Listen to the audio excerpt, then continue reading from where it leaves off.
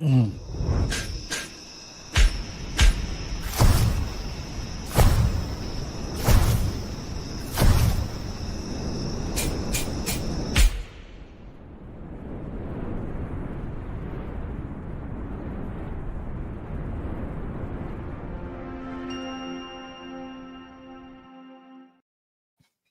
Yes, welcome back to Football Heritage TV. Good morning, good afternoon, good evening, whoever you are, wherever you are. Rumours are rife. 23 days of the window to go. Who else is getting bored of being told to be patient? Be patient, the window's not shut. Well, we are 23 days away from having yet another disastrous transfer window, which doesn't take us further than we've been before. However, a lot can happen in 23 days. Nothing might happen in 23 days, but a lot can happen in 23 days. What do we know? We know that lots of reports are flying around in the last 24 hours that Tottenham may be making a move and readying a bid for Eberici Eze. Now, do I know if this is true? I'm not going to come on air and tell you 100% I know. I'm just telling you what I've seen. There are lots of reports that Tottenham are going to make a bid for Nicolas Jackson should Richarlison leave. So Eze and Jackson. There are lots of reports as well today that Harvey Elliott may be favouring a move to Spurs instead of RB Leipzig. Reports. I mean, who knows? Who knows? There are reports that Spurs have been offered the opportunity to sign Nkunku from Chelsea, a player that 2 years ago, I personally would have bitten your right hand off or your left for the chance to sign Nkunku. But now, 2 years later, hasn't played a lot of football, can't stay fit. I don't know. Lots of reports. But what are Spurs actually doing? And for those that will come into my chat and go, oh, you're always talking about transfers. Yeah, it's the bloody transfer window, people. It is the transfer window. This is where the other clubs are all upskilling and buying footballers. And Tottenham are being left behind yet again. And we are relying. And more, the more and more that people tell me that Thomas Frank was only bought in. He was only bought in to, so I'm just getting Sky Sports ready because I think there's a game at past, isn't there? Is it Southampton Wrexham? That could be an absolute blockbuster. The more and more that I'm told, oh, come on, Savva, Thomas Frank was only bought in to work with what we've got. He's not going to be given players and he's going to have to coach everybody. The more and more I'm going, yeah, we already had a window where we brought in underwhelming players. Tell, Danso. I like Danso, but you know what I mean. Takai. It's underwhelming. It's underwhelming. But what are Tottenham Hotspur going to do about it? What are we going to do about it? You've all been told. You've been told. I've been told. Everyone's been told. Window's not shut yet. Hate to break it to people. Tottenham Hotspur play Paris Saint-Germain on Wednesday, and this squad looks nowhere near ready. I'm not talking about beating PSG, by the way. Listen, PSG are going to win unless there's a miracle. Let's call it what it is. Sorry, hair's not looking great. It's haircut day today. Beard day. Look at that. Look at all that. Look, where's the beard? PSG, top team. Top team. By the way, Chris, if you would like to come on, feel free to jump on, buddy. Just chuck me a WhatsApp. Love you, dude. Listen, I'm not expecting, this isn't about, oh, let's buy players because we need to beat PSG. Let's be fair, the PSG game is an absolute bonus. But the point is that PSG is just, 3 days before we play Burnley. We are 1 week away. 1 week away from our first Premier League game next Saturday against Burnley. You have the watch along here, of course. 1 week away, and we're going in with that forward line. We're going in with no ball playing midfielder. Yet again, it's going to be Bentancur. And people are going, oh, I think Bentancur. At the moment, it's tough, isn't it? It's tough. Listen, I love Thomas Frank. I think he's a great coach. I think he's going to do really good things with what he's got. Do I think he's going to finish 17th? No, absolutely I don't. Will we be in a relegation battle? No, we won't. But,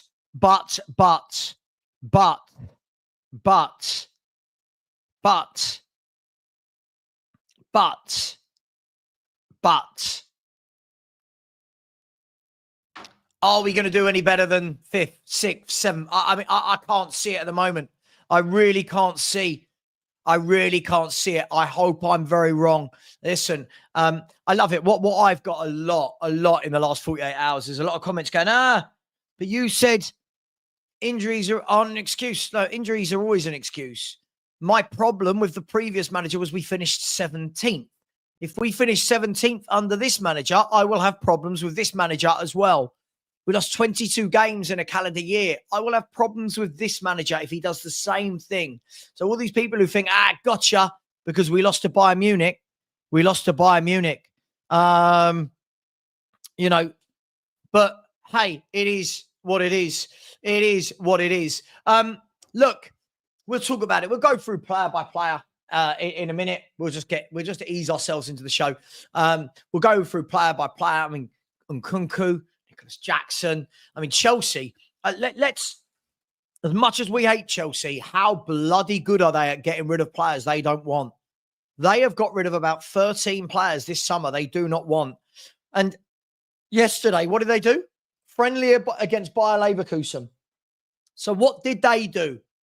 They left out this player, that player, that player, that player. You're not wanted. You're not needed. See you later. Go and find other clubs.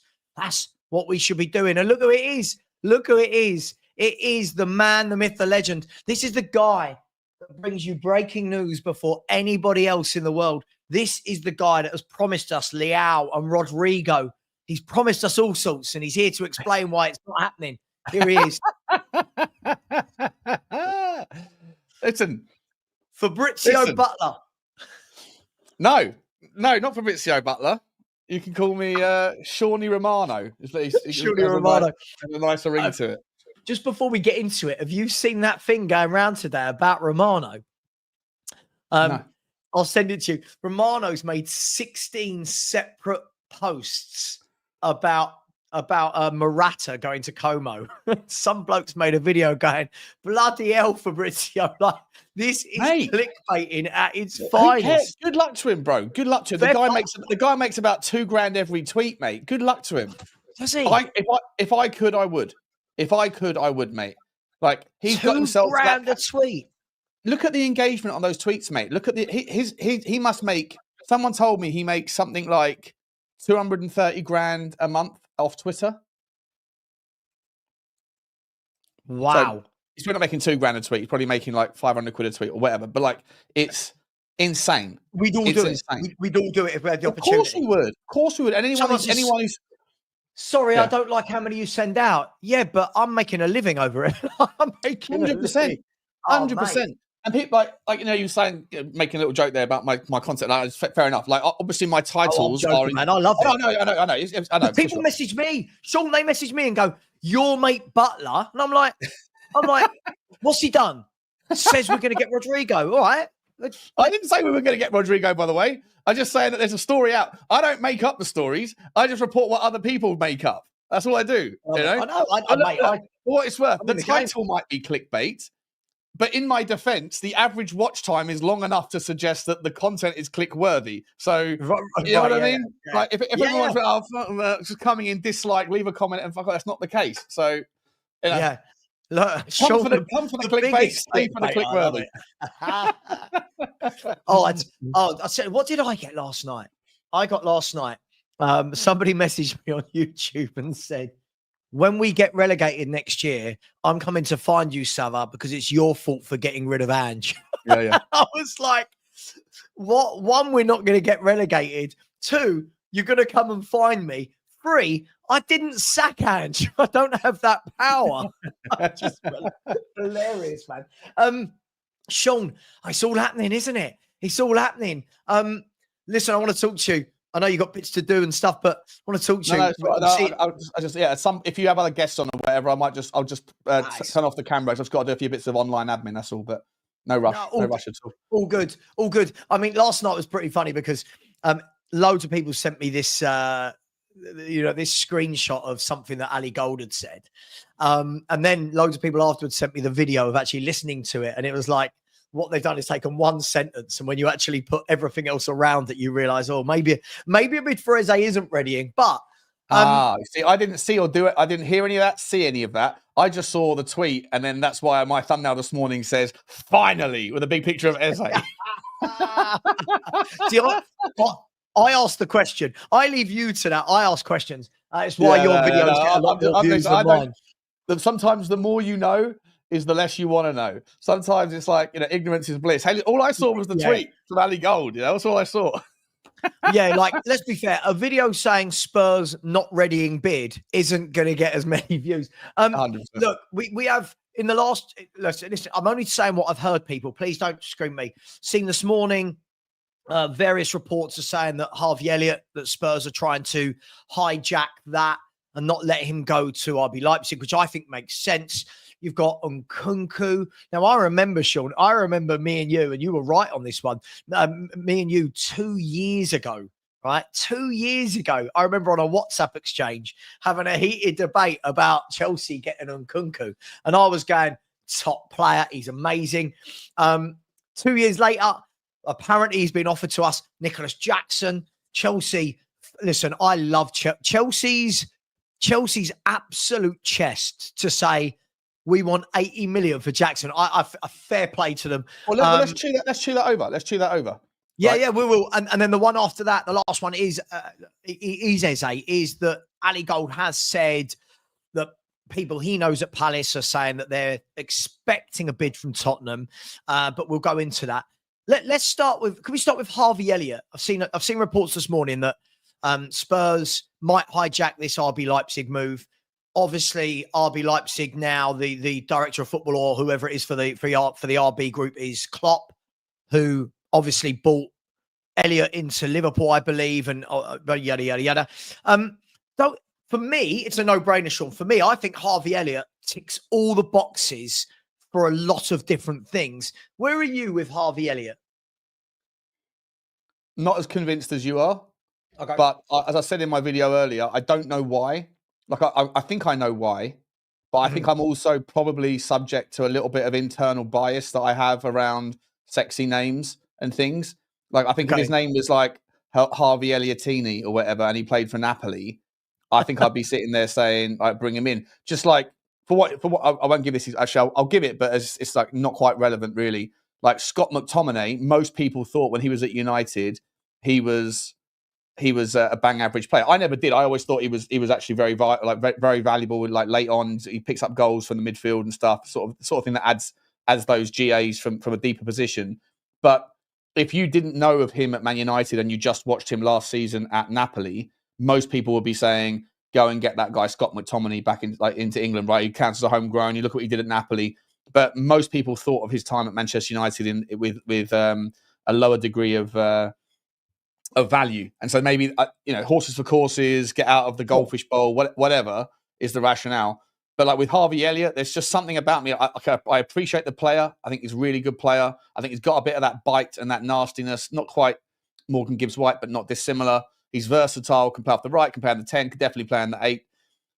I'm not even that bothered about the fact that he was a little bit of a donut towards Harry Kane years ago, because I don't care about all that stuff. Like, you see Richarlison and Romero kiss and make up when they played together. You see Van der Ven and Kudus kiss and make up. Like, it's just whatever. It is what it is. But there's just something about the transfer, and I think it comes down to, does he really move the needle for the long term? Like, right now, yes, he walks into our team because of the injuries we have. Yes, he's probably better than what we have in a bunch of different positions. But if we're trying to do things like break into the top 4, which I think will be almost impossible this season. So my expectations are less than that. But you're signing a guy there for a 5 or a 6 year deal.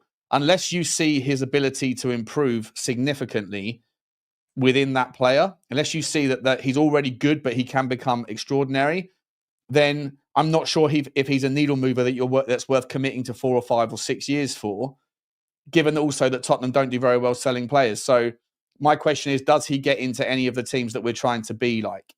And the answer is probably no. He doesn't get into Liverpool. That's why he's leaving. He wouldn't get into City. He wouldn't get into Chelsea. He wouldn't get into Arsenal.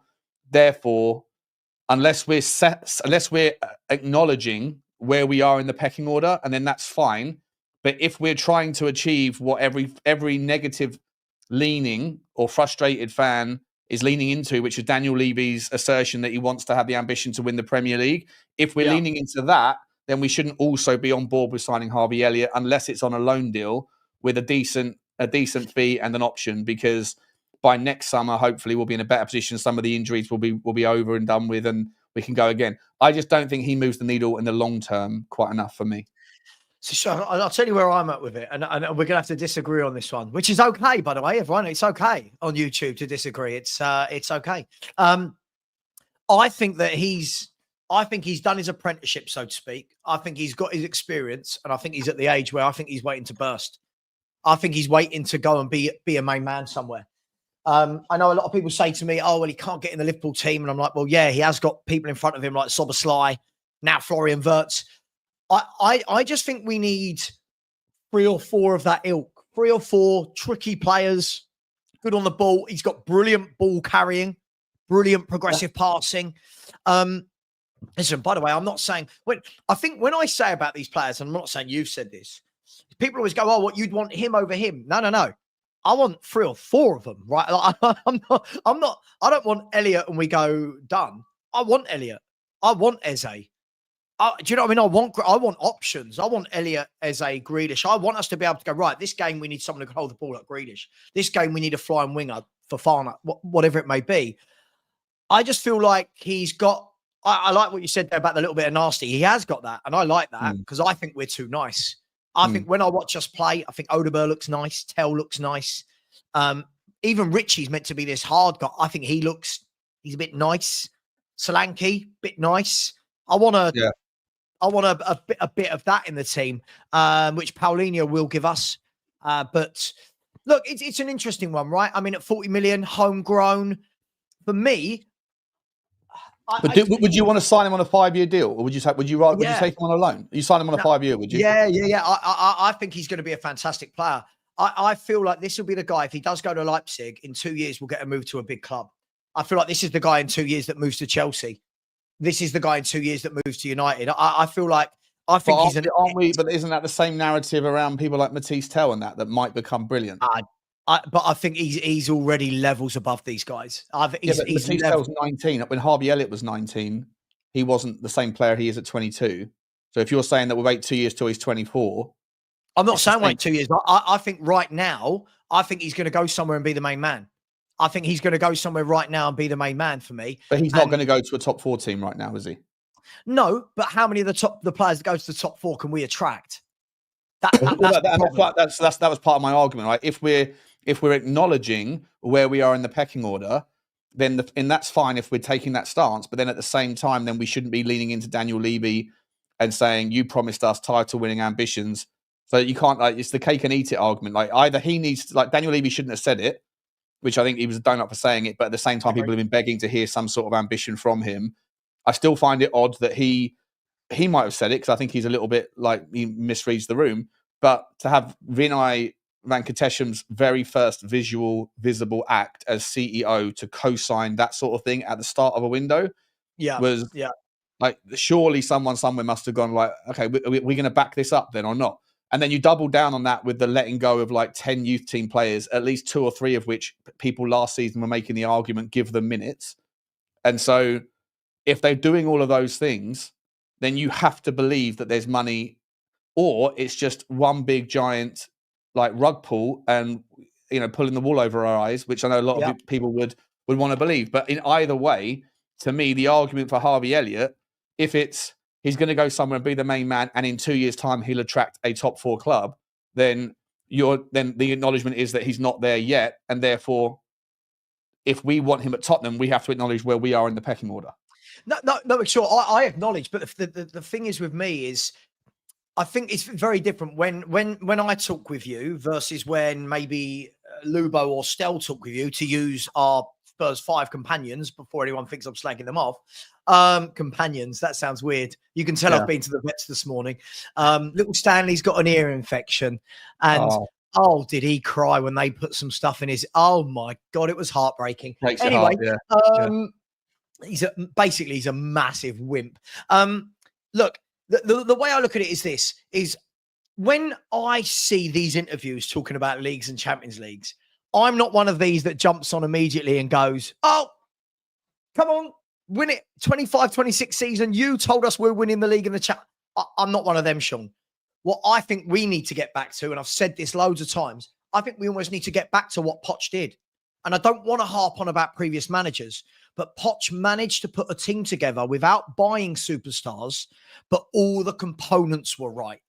So there wasn't, Kane became a superstar. He wasn't a superstar when Poch arrived, right? Moussa Dembele, when we got him from Fulham, wasn't the Moussa Dembele that everyone was raving about 2-3 years later. Christian Eriksen was a young guy from, like, he was 21, 22 when he joined, but he was a young guy coming in from Ajax. Some of them became superstars. And I feel like we almost need to do that again, but not with all kids, if that makes sense. I don't think it needs to be all 18, 19, 20-year-olds. So I think Elliott, for me, is good. I'm not saying, by the way, I'm not going to lose sleep if we don't get him. I just feel where we're at the moment, I think we're years away from anyone that wants to talk about title challenges, Sean. I think they've got to give their head a wobble. Yeah, of course, Anyone that thinks we're going to compete with Chelsea, City, Arsenal, Liverpool, 4 players. I've said this all along. Eze, using him, for example, if we go in right now and Arsenal don't have the squad space or the funds because they've not sold anyone, that's when you strike. I think once you go into a pissing contest with Arsenal, then I think I think they would do very well to win that. I genuinely don't think we'd win that match. And I think that's why Tottenham's transfer strategy, as much as it's incredibly frustrating with the fans, because, you know, the absence of noise suggests the absence of activity, but that doesn't mean that's the case. You know, we had this conversation quite a few times. Like, I believe that Johan Lang keeps his cards very close to his chest. Most of the deals that he's been responsible for, there hasn't been too much in the way of long-term noise, drawn out, protracted stories like there was with Pedro Porro and all that sort of thing.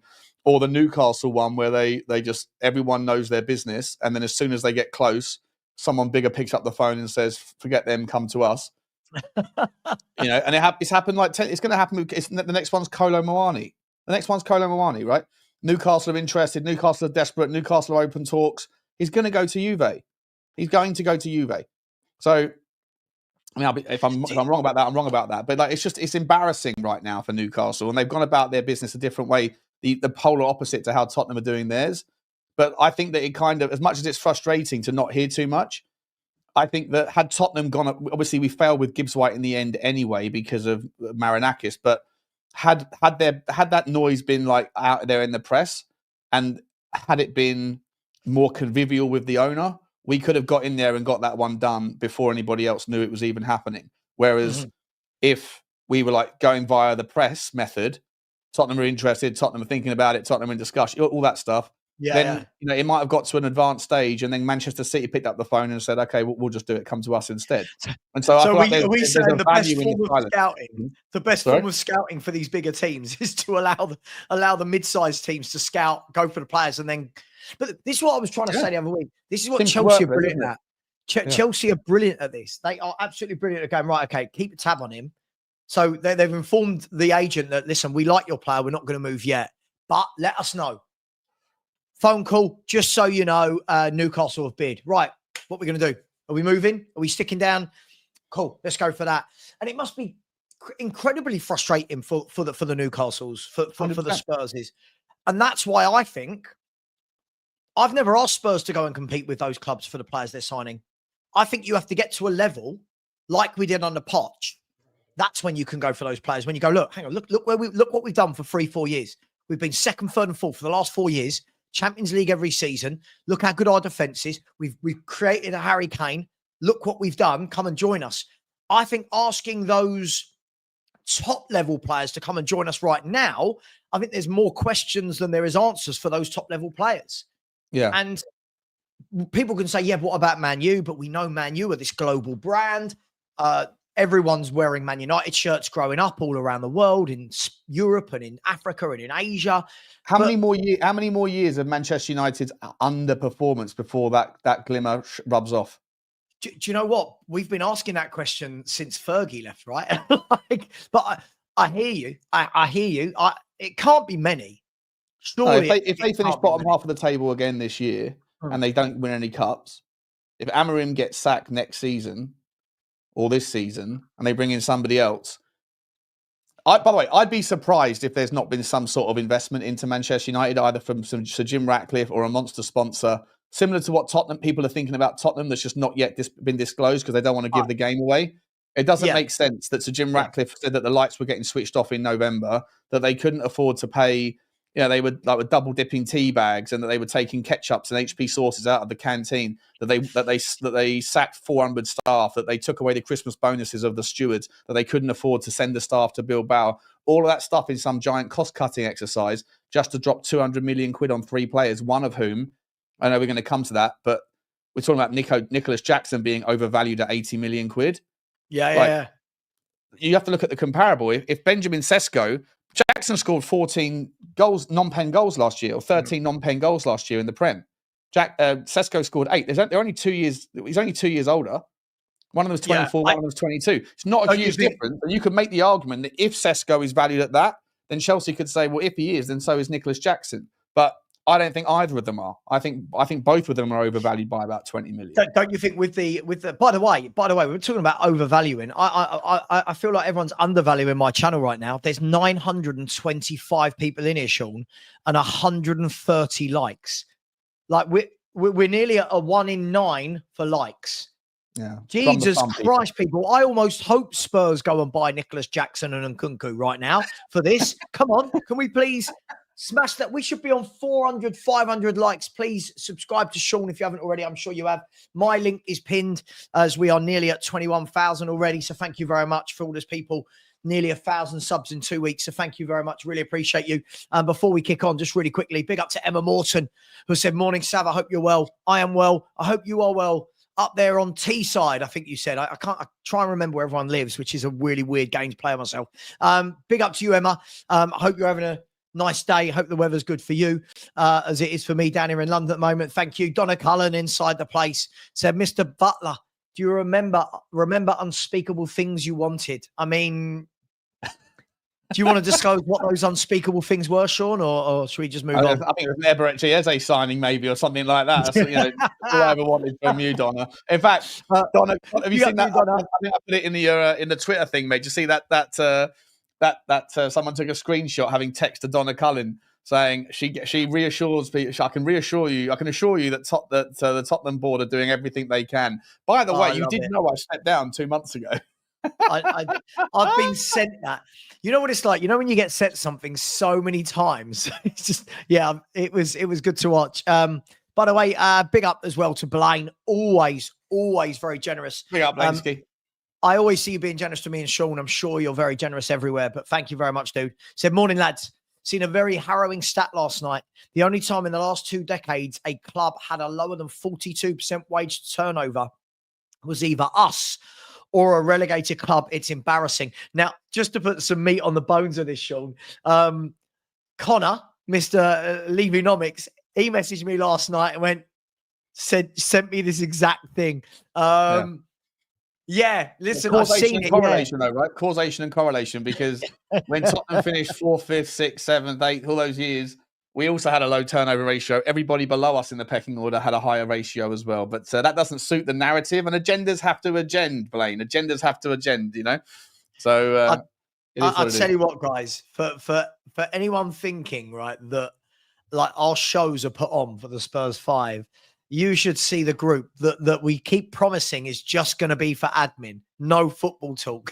That descends into Lubo can't go 20 minutes without posting something about Levy.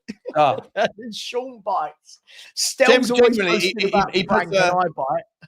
Lubo put in a comment this morning saying, title of the show for Monday, suggestion. is Tottenham Hotspur a property? Is it just Tottenham Hotspur Property FC? 500 apartments, 1 hotel. I was like, oh, Luvo, please, mate, let's change the record. Let's not have another debate about Daniel Levy, for crying out loud. Yeah, it's exhausting and so repetitive. But it's all it's all he's concerned with, isn't he? It's just everything. If you were talking about like, I don't know, we were talking about the like the grass being mowed in a slightly odd way, on a game. Somehow that Lubo would bring the conversation back to that being Daniel Levy's fault for hiring the wrong gardener. You know? Yeah. Horrible gardener. Yeah, the refs fault. We've got Chris on as well now. Big up, Chris. Just quickly, for Richard Romanos, a former Spurs player has just made a move. Dan Zuma to Valencia. Here we go. We've had the here we go. He's got a here we go with a tick and a snake.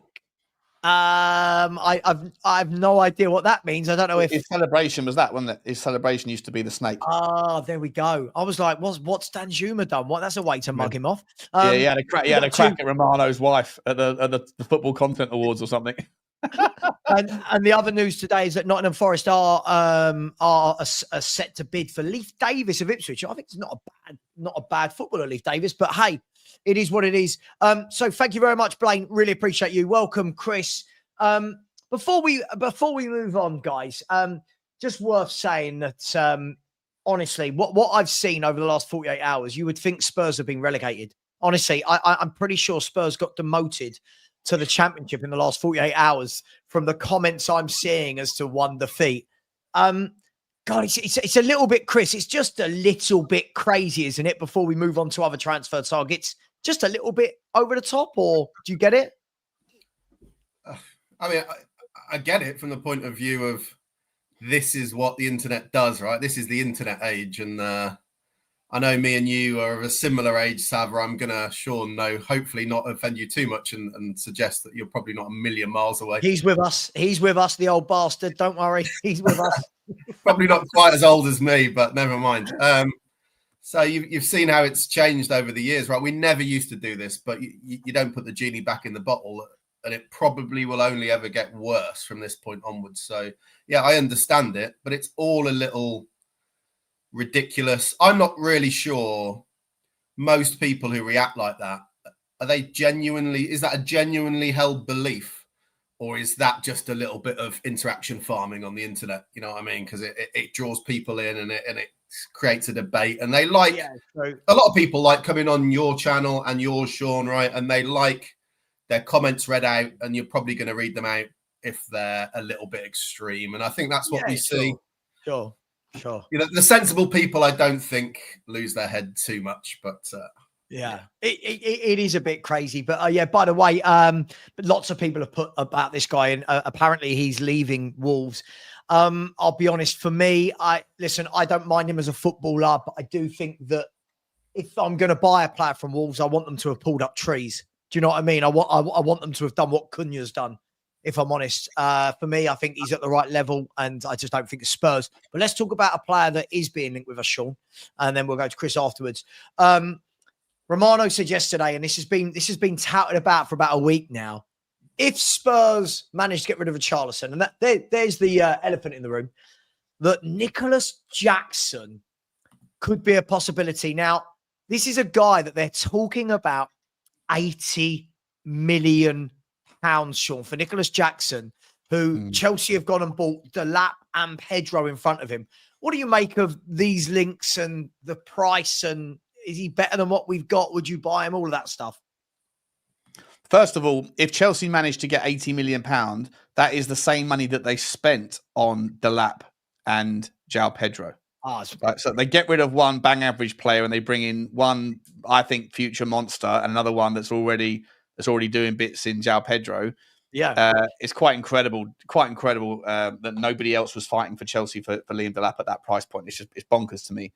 As far as Nicolas Jackson goes, I think he's a horses for courses player, and I think he's at the wrong course in Chelsea. When I watched him for Villarreal 3 years ago, I thought he was wonderful to watch. I think the way that they played, they would sit back, have a deeper line, and then when they would break, he would almost play like a wing forward take the ball on the right-hand side and just drive at pace. And he had superb confidence. And he had a load of breakaway goals that were just him one-on-one because of his ability and his confidence at the time. And I thought he was really, really impressive. And when he was signed to the Premier League, I was like, watch this guy, he's going to be great. And then he got to Chelsea, and they just don't play that way. They're high possession. They do a lot of horseshoe football, looking to break things down. And he doesn't get to use the skill set in which he came up in that system. So I think that he's an underrated player. I think he's in the wrong camp. I don't think he's right for Chelsea. I think he should go to a club that is more balanced in their possession and that actually has a deeper line and then draws players out draws the other team out to leave space in behind. And then if they get the ball, transition and go. I think a team like a Wolves, like a Forest, maybe even for what it's worth, like a Tottenham Hotspur, when we sit a little bit deeper. And against Bayern Munich, we were so deep. It was like the Mariana Trench is the only thing that was probably a little bit deeper than us on the day. And I was just like, if that's what Thomas Frank's trying to do, is trying to pull players out, I can understand the logic of it. But at £80 million, absolutely not. No chance. If he was like half that price at 40 million, I don't think it necessarily be a bad option. Would it appease the fan base? Absolutely not. Like the fan base would just go, no, terrible, typical signing, blah, blah, blah. I think you've hit the nail on the head. There are players like Jackson, and sometimes I don't think fans sit back enough and look at things like this. Listen, do I think Jackson is the answer? No. But you're right. When I watched Jackson at Villarreal, they very much they weren't a team that would dominate the football and it was breaking teams down with low blocks because teams didn't do that against him. He was running in behind, getting goals. When you go to a Chelsea, teams invariably against Chelsea, Liverpool, City, Arsenal, they are going to defend. The lesser teams will defend. That's where you see the difference in a footballer, right? Yeah. That's where they need technical locksmiths, right? Not super pace merchants. Or if they do need super pace merchants, it's in very one-off games where you're playing in the Champions League against teams of equal quality away from home, and then you do that sort of tactic. For me, like I say, Nicolas Jackson, just round off, £40 million, yes. £80 million, no. But I think it's a nothing burger anyway, because when was the last time Tottenham and Chelsea did business? So for me, it's got this, there's just no chance of it happening. Completely agree. I mean, look, Chris, the interesting thing with Jackson is it's the argument of, is he better than what we've got? So if we put the price to one side just for 1 second, is he better than Richarlison and Solanke in your opinion? Is he a better footballer? Is he a better goal scorer? Is he better? I don't mind Solanke. I think we'll potentially see a lot more out of him this season if we play more to his strengths, and I expect that we will under Frank. Is he better than Richarlison? Well, the starting point for that is not Richarlison's ability, is it? The starting point for that is the fact that Richarlison's never fit in the first place. So yeah. On that basis, I'm better than Richarlison. At least I'll actually get out on the pitch. Richarlison's really, some sense I feel sorry for him. No footballer wants to be injured that much. I don't think we've seen a version of him that was at Everton or at Watford. So is he better than Richarlison? I think that's not even a debate, really.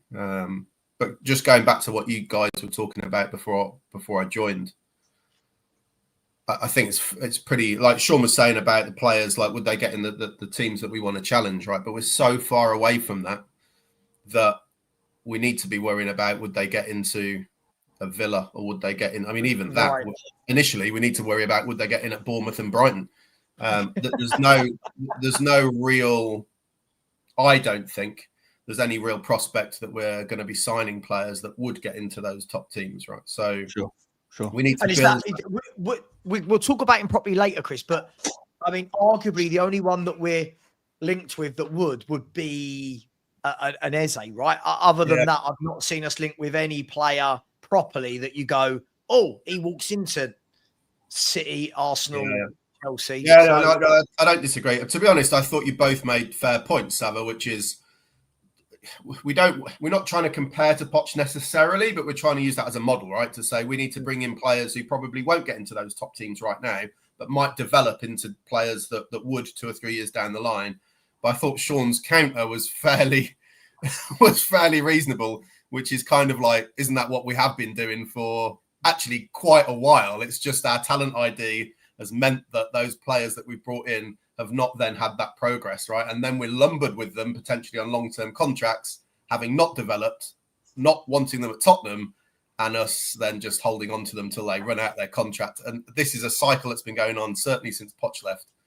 Have you did you see that interview with it was in the Athletic about Thomas Frank last night, or came out last night, but it was from they took the interview when they were out in Seoul, and one of the comments in it. So I think the takeaway, the headline was, we are in the market, we're active in the market, we're trying to improve, but we won't just sign anybody. You know, if they're not good, I'm happy to wait. That was the takeaway. But actually, if you went all the way down to the bottom of the article, it's a long article as well. Yeah. He was talking about the fact that at Brentford, he created basically like a template, and everyone knew their role, everyone knew their job, everyone had their sort of lines of expectation. And so they'd have like 10-minute meetings before and after training every day. At Tottenham, it's like, well, I don't know these people. They don't know my systems. We're just getting going. So this is going to take time. And so we're doing an hour in the morning, an hour after the training. And he goes, these are all taking up time. I have to get to know everybody. I have to know, figure out all this stuff. He goes, it's exhausting. It's taking time. I have had no time to myself. But one of the things that he did say, which he didn't come out and directly criticize, but you could infer 100% that what he was saying was the opposite of what he was saying. He said, when it comes to the talent ID, because I'm not saying that Brentford's system was better, but it was very good. Mm-hmm. And basically, when you align that with the thing of saying we're looking, but if we can't find the right players, then we'll wait. I think when you align those two comments and at different ends of the article, different ends of the interview, the bookmarks of that, where the meat in the middle is, he's basically saying Tottenham's talent ID system is nowhere near as good as ours was at Brentford. And so we have to get into those meetings and align, and they need to understand what the process I'm looking at. Doesn't this go back to, though, that when fans are losing their minds after 1 month of this man being at the football club, that you've got to realise that for a coach to implement his system and for the players to truly, like, we can say, oh, but you can slip into a back four. Sure, but that's not all there is to it. It's about building partnerships. It's about what does he expect from the right back, left back, centre mid, left wing. This is what I keep saying. People need to give a coach time to implement that. That also means that the scouting team are going to need time to understand, okay, we like that player, but is he a Thomas Frank system player? And our fans just have run out of patience for that, right? But look, let me bring Lubo in here. And by the way, Sean, off the back of that, I read a really good article last week by Ben Mee, who played for years with Thomas Frank, and he was saying the same thing. He said it didn't happen overnight. He said the Spurs fans, if they're patient and they let Thomas Frank get into that club, let him work, they're going to be really happy. But he said, will they be patient? The fans have to be, exactly. The fans won't be patient. And I was reading it going, no, Ben. And Daniel Levy, just quickly, when Daniel Levy said in the interview, when pressed by Gary Neville about when are you going to spend the money that Chelsea and Arsenal and that do, and he said, we give everything we can, but Rome wasn't built in a day. If your narrative that you expect the fans and everybody else to adhere to is Rome wasn't built in a day in terms of accessing the resources to compete, then you better hold that same true narrative when it comes to the manager. But owners rarely do, not just at Tottenham, but anywhere. It's like if Rome wasn't built in a day, it better be finished by tomorrow, or I'll sack the builder. And that to me is a problem. I make one point on that though, which I totally agree, but you also have to have progress and trajectory, right? Which is what was absent with Ange. So we saw that at the end of last season. So many people saying, he needs 3 to 5 years. Not if 2 years down the line you're doing that, right? Then he doesn't. I totally take your point. It's just people sometimes come across as that means 3 to 5 years, no matter what. No, exactly. It doesn't. It's conditional. That was Ange's stonecutter analogy, right? The perfect analogy for someone that always had an excuse. I could be here for 20 years, and if you sack me on the 21st year, well, I was only at the 100th blow. We just weren't quite at the 101st blow yet, Very clever, actually. Very clever. Quickly, just before I bring Lubo in, this is years and years ago. When I first started working for Charlton, which was, honestly, I loved it. It was brilliant. I was bright-eyed and everything was exciting, and I listened to everything. On the wall, Alan Curbishley had bear in mind, Alan Curbishley had been there for years, right? He was Mr. Charlton Athletic. And he had this big chart with the years down the side and league positions and cups and everything on the other side. And it showed the trajectory. And I remember saying to one of the coaches, why is he I said, why does this say end? And what's all this? And obviously now I'm a bit older. I would have been able to work that all out for myself. But it was basically saying that, look, this is his plan. This is where, and they were in the championship. They weren't even a top championship team. They shouldn't have been winning championships. This was the end goal of trying to get Charlton into Europe in the Premier League. And he said, you can't just have an end goal. You have to have those little measure points to measure the trajectory as you're going. And the problem is, and the reason I bring that up is, Spurs fans won't wait for that. Spurs fans think Frank's going to come in and they go, right, new manager, right, compete with Chelsea, City, Arsenal, Liverpool now. And you're like, whoa, yeah. Hang on. Like, we need coaching. And now that word is being thrown back at me, right, by people who don't, I can tell the people who don't understand football properly, guys, because they say, but he's a coach. Yeah. Being a coach doesn't mean he's David Blaine. He's not a bloody magician. He can't come in a month and suddenly go, right, Papa Sarr, you're now James Maddison in the number 10. You're a playmaker. It just doesn't work like that. So look, let me, Lubo, let me bring you in. Nicolas Jackson, we were talking about. Nicolas Jackson, first question, is he better than Solanke and Richie? Second of all, for me, I wouldn't go anywhere near him. I think we need. Hang on. Sorry, I thought you'd asked the question. Whoa! I hadn't even finished my question. Go on. Can you imagine Lubo on a presidential debate? It'd be hilarious. One, is he better than what we've got? And two, saying, we all say Chelsea won't deal with us, but Chelsea at the moment are dealing with anyone that shows them that. So off you go. First things first, we need a 10. Not before a 9. I think we could live with Solanke, depending on, it's how injured is he? How long is he going to be out for? These are all questions that none of us know, that obviously the club will know, that will have a bearing on whether they go out and look for a centre forward. Do I think Jackson is where I want Spurs to be if we're going to be back competing with the top 4 or 5? Certainly not. I'm sorry if he's not good enough for Chelsea. If they're going to bring in, if they want to bring in Rory Delap in front of Jackson. But are we Chelsea? Are we Chelsea, Lubo? Are we, like, when we're saying if he's not good enough for Chelsea? Let's be fair. Conor Gallagher wasn't deemed good enough for Chelsea. Probably walks into our midfield. Look, Chelsea are selling players left, right, and centre that would do a job at Tottenham. So are we unfairly measuring ourselves here against a top European football club? No, I don't think we are. I think we've got to be aspiring. We can't turn around and say, well, by the way, we'll just sit back and wait for the top 4 to buy all their players, and we'll have what's left. I'm sorry, we've got to think bigger than that. We are Tottenham. Okay, but again, okay, let me ask you this though. It's okay saying that, but how do you compete with? Look, as much as I want Spurs to go and buy the world's best footballers, how do you compete with that? Because why would those players join Tottenham over Chelsea? And by the way, Chelsea aren't even buying superstars. If you actually look who Chelsea are buying, Chelsea aren't buying Pedro's not a superstar. Delap's not a superstar. They're moving quickly and they're moving far. They're moving straight in with the deal, get it done. There's no messing about. There's no taking 2 weeks. They go in, bang, bang, bang, and the deal was done. You don't know that, Lubo. You've got no idea how long a deal takes. No, sure, but before we get on to that, Lubo, I'm just curious that you think that if somebody's not good enough for Chelsea, not good enough for us, does that work with Man City, Liverpool? I won't chuck Arsenal in because business is never going to be done, but does that go for Man City and Liverpool as well? Are we going to say if Liverpool want to get let's say Liverpool, okay, hang on. You're saying yes. Hang on. If Liverpool right now turn around and went, we've got no need for Dominic Szoboszlai, are you telling me Dominic Szoboszlai doesn't moonwalk into Tottenham's team with a broken leg? I'd love, but then I rate Szoboszlai and I don't rate Jackson. It's as simple as that. So it's not about the club; it's about the player. For me personally, my first point of call is: do I think the player is good enough, regardless of where? What don't you like about Jackson? I don't rate him. I don't think he's prolific enough. I think he got 14 non-penalty goals last year. Sorry, got 14 non-penalty goals last year. Well, we're all quick. You wanted Sesko last week, didn't you? You were talking about Sesko coming to Tottenham. He got 8 non-penalty goals in Germany. I could have put my mortgage on Sean doing that. I could have put my mortgage on it. What, no. I've not been involved in any discussions on Sesko on any podcast at all.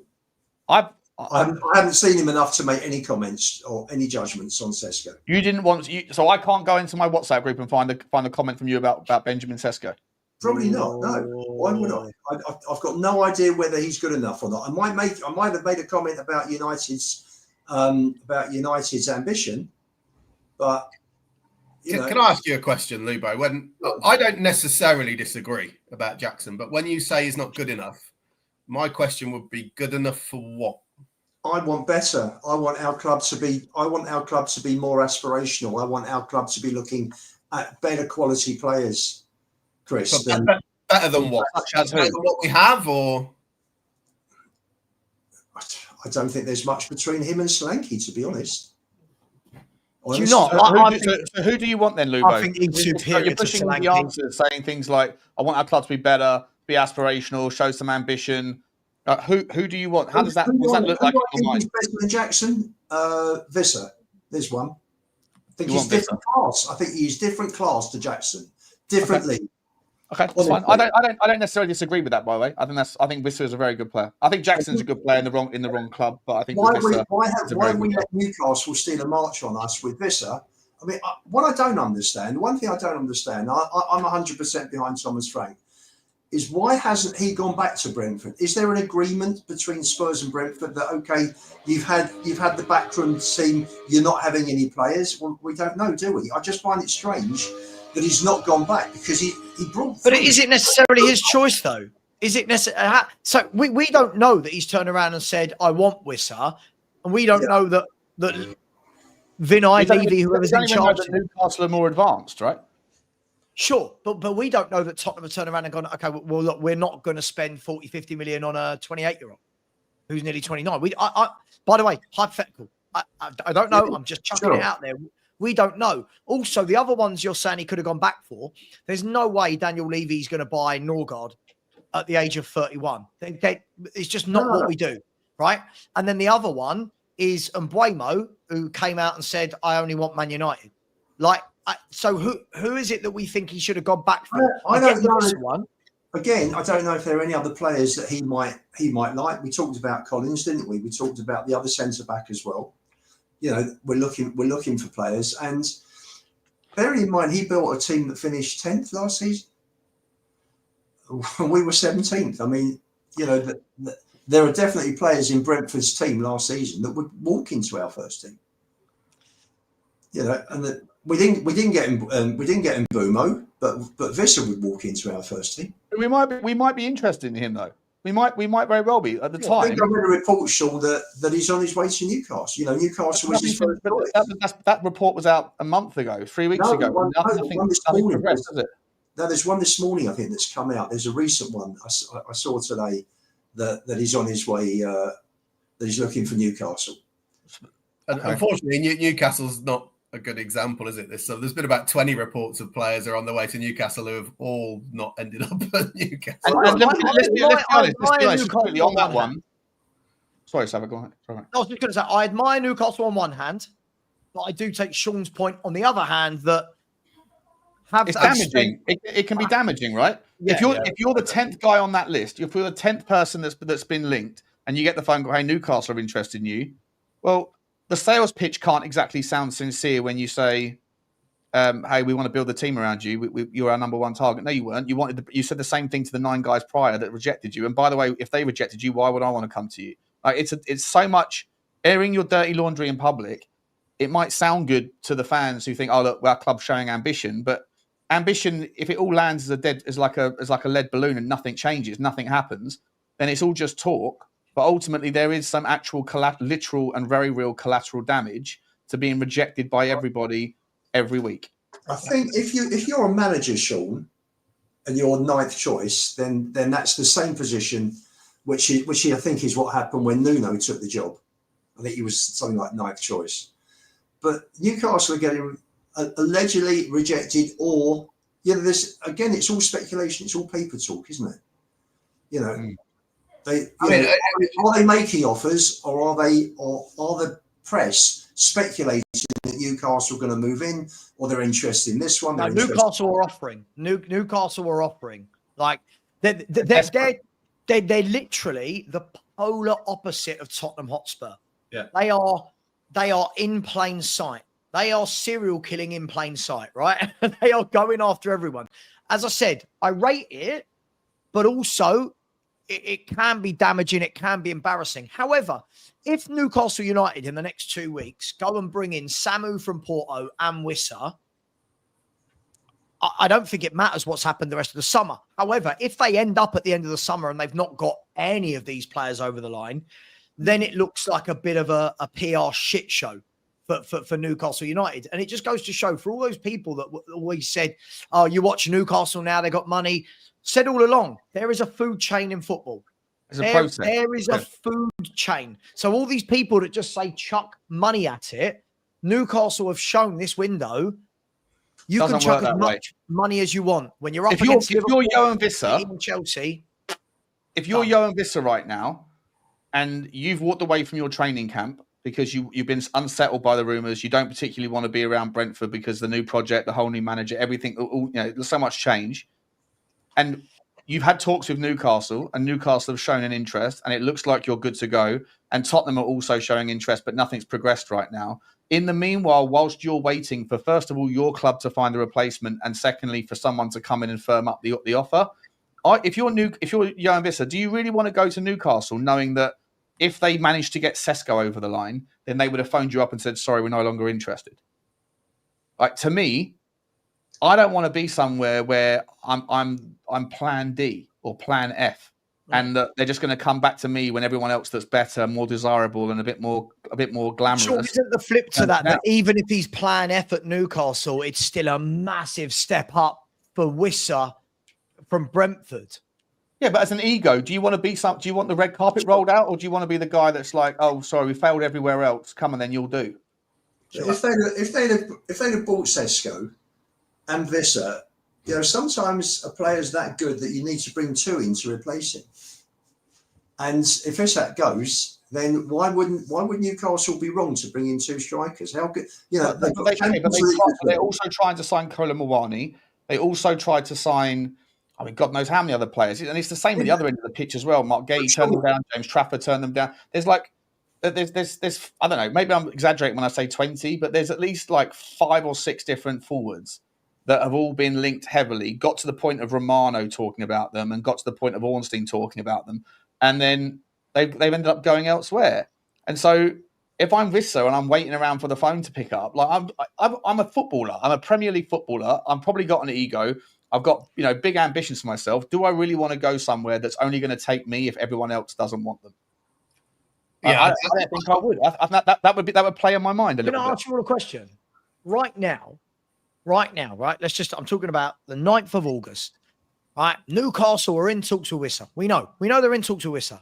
Right now, if Tottenham rock up to Wissa's representatives and turn around and go, we want you. You're going to start up front. We want you.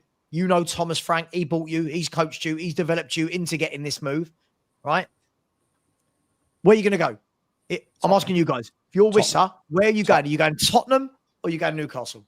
Tottenham, 100%. Yeah, I agree. It's not just Frank either, right? Hang on. Why Tottenham 100%? For the reasons I've already espoused. Play with Archie Gray. There's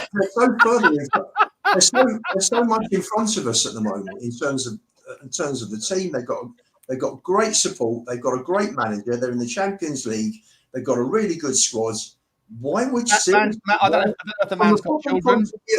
From a football point of view at the moment, we're a shambles. At least they've got owners who are showing ambition right the way through the club.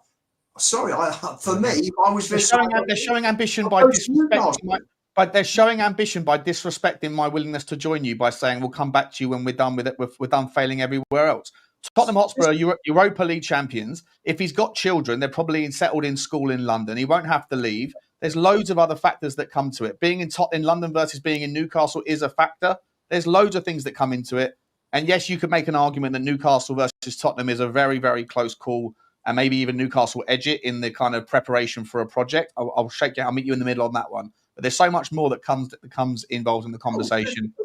If it's a decision where, and how old is Vista? 28, 29? Vista's 28 going on 29. 28. So how old are his kids? His kids would be what, at primary school? Lower primary school? Do we know if he's got kids? I don't even know if he's got kids. I'm just saying, if he does, that will be a factor, right? Let me go and do some stalking. 1 second. I've no idea. For me, if it's a football related decision, and I'm 28 and I'm looking for a club that are ambitious, then I'm going Newcastle in front of Tottenham every time. He does have kids. Sorry, he does. Yeah, well, he's got at least one. I've just seen an article from January where he's in court after. I didn't even know this. Some woman tried to throw acid into Vissa's face, and they did throw acid in his face. Yeah, seeking to kidnap his newborn baby. Yeah. He had successful surgery on his eye. Yeah. So Vissa's got a kid. By the way, anyone in my chat saying Wissa will go to Newcastle for wages, Wissa is on 25 grand a week. Wissa is on the same amount of money as Sean earns from YouTube a week, right? So don't worry about Tottenham not being able to afford Johan. Tottenham could turn around and go, we're going to give you 400 times. No, that's not right. 4 times. 4 times. Yeah, what am I talking about? Tottenham could go 100 grand a week and he's quadrupled his salary overnight. Look, this is where I'm going to disagree with you, Lubo. I think if Tottenham rock up right now with the Thomas Frank factor, the London factor, right? Doesn't have to move house. I'm guessing wherever he lives, he can get to North London, right? If he lives in Brentford, he's somewhere on that South Circular or wherever, right? He can get to Spurs. For me, this sort of a deal should be a no-brainer. I know we use that term a lot, but this sort of a deal, yes, he's 28, but he's a very fit, quick guy. I think you get a minimum of 3-4 seasons out of him. This, for me, should be one that we're looking at. And I'm not saying we're not. But at the moment, I feel like this should be one we should be able to wrap up quickly. I don't know if anyone agrees with me. There shouldn't really be a big, long, drawn-out scenario. The only thing I would I'd throw in, and this would probably go in favour of the sort of the negative side of Daniel Levy, is if the guy's on 25 grand a week or whatever you said, and the fact that he's 29 or about to be 29, then if Daniel Levy's hesitant to spend the 40 million, 50 million quid, whatever it's going to cost to bring him in, then what he'll probably do to justify that is think that he has the power of all of those other pools. We talk about London, Thomas Frank and everything, that therefore he can figure out the actual total compensation of the trade can be lowered because he's on 25 grand a week. We can offer him 70 grand a week, 75. He thinks that he's tripling his wages, therefore he's happy. Whereas Newcastle United would come in and say, if it's one of those blind envelopes, you put in a bid, you put in your offer, I'll take one. Then Newcastle United, I think, would probably pay more in salary based on that sort of thought process that Levy would be like, well, I can't justify spending 50 million and giving the guy 120 grand a week. But what I could do is think of it as like a 65 million pound total deal by sort of lowballing, but he's still tripling his wages relative to what you had before. And then on that basis, Daniel Levy might end up screwing the pooch because he's undercooked the budget. Talking about Newcastle, they have just upped their bid for Malik Thiaw, the AC Milan centre half. So I thought that was done. No. AC Milan want. He's a quality player, Malik Thiaw. Yeah, I like Thiaw. He's a good centre half. But look, guys, the last thing on I know we've kind of gone Jackson to Wissa, but the last thing with Wissa is it's the elephant in the room that all of this, whenever anyone reports about a striker to Tottenham, what we hear is if Richarlison leaves. For me, I think we've got to forget that. I think this needs to be get him through the door and then say to Richie's camp, you've got 2 weeks. You're not getting game time because I don't care how much your mate Johnny likes him, right? I don't care. This guy is absolutely atrocious. He is.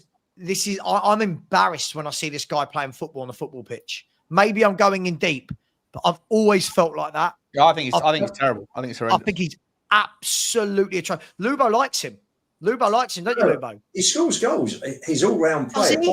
Does he score goals? Does he?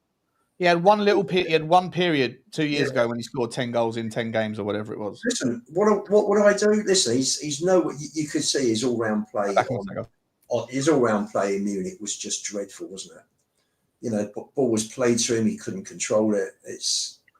I mean, he scores less than Nicolas Jackson, doesn't he? Let's be honest. Listen, I mean, but do you get my point, guys? On the whole, we've got to move Richarlison on first. Who's going to buy him? No.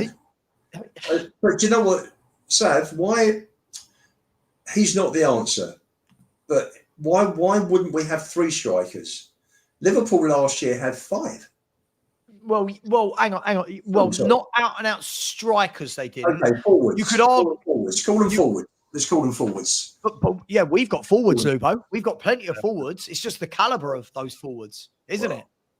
I don't include Odegaard and Tell because they're nowhere near ready. Yeah, but they are in the first team squad and forwards. Johnson, Odegaard, Tell, Solanke, Richarlison. You've got Kudus, right? So far, don't forget, Solomon and Hill are still employed by this football club. I know. That whole thing's a mess at the moment. You know, we should be ready. And I know a lot happens. A lot happens in the last week. I understand that.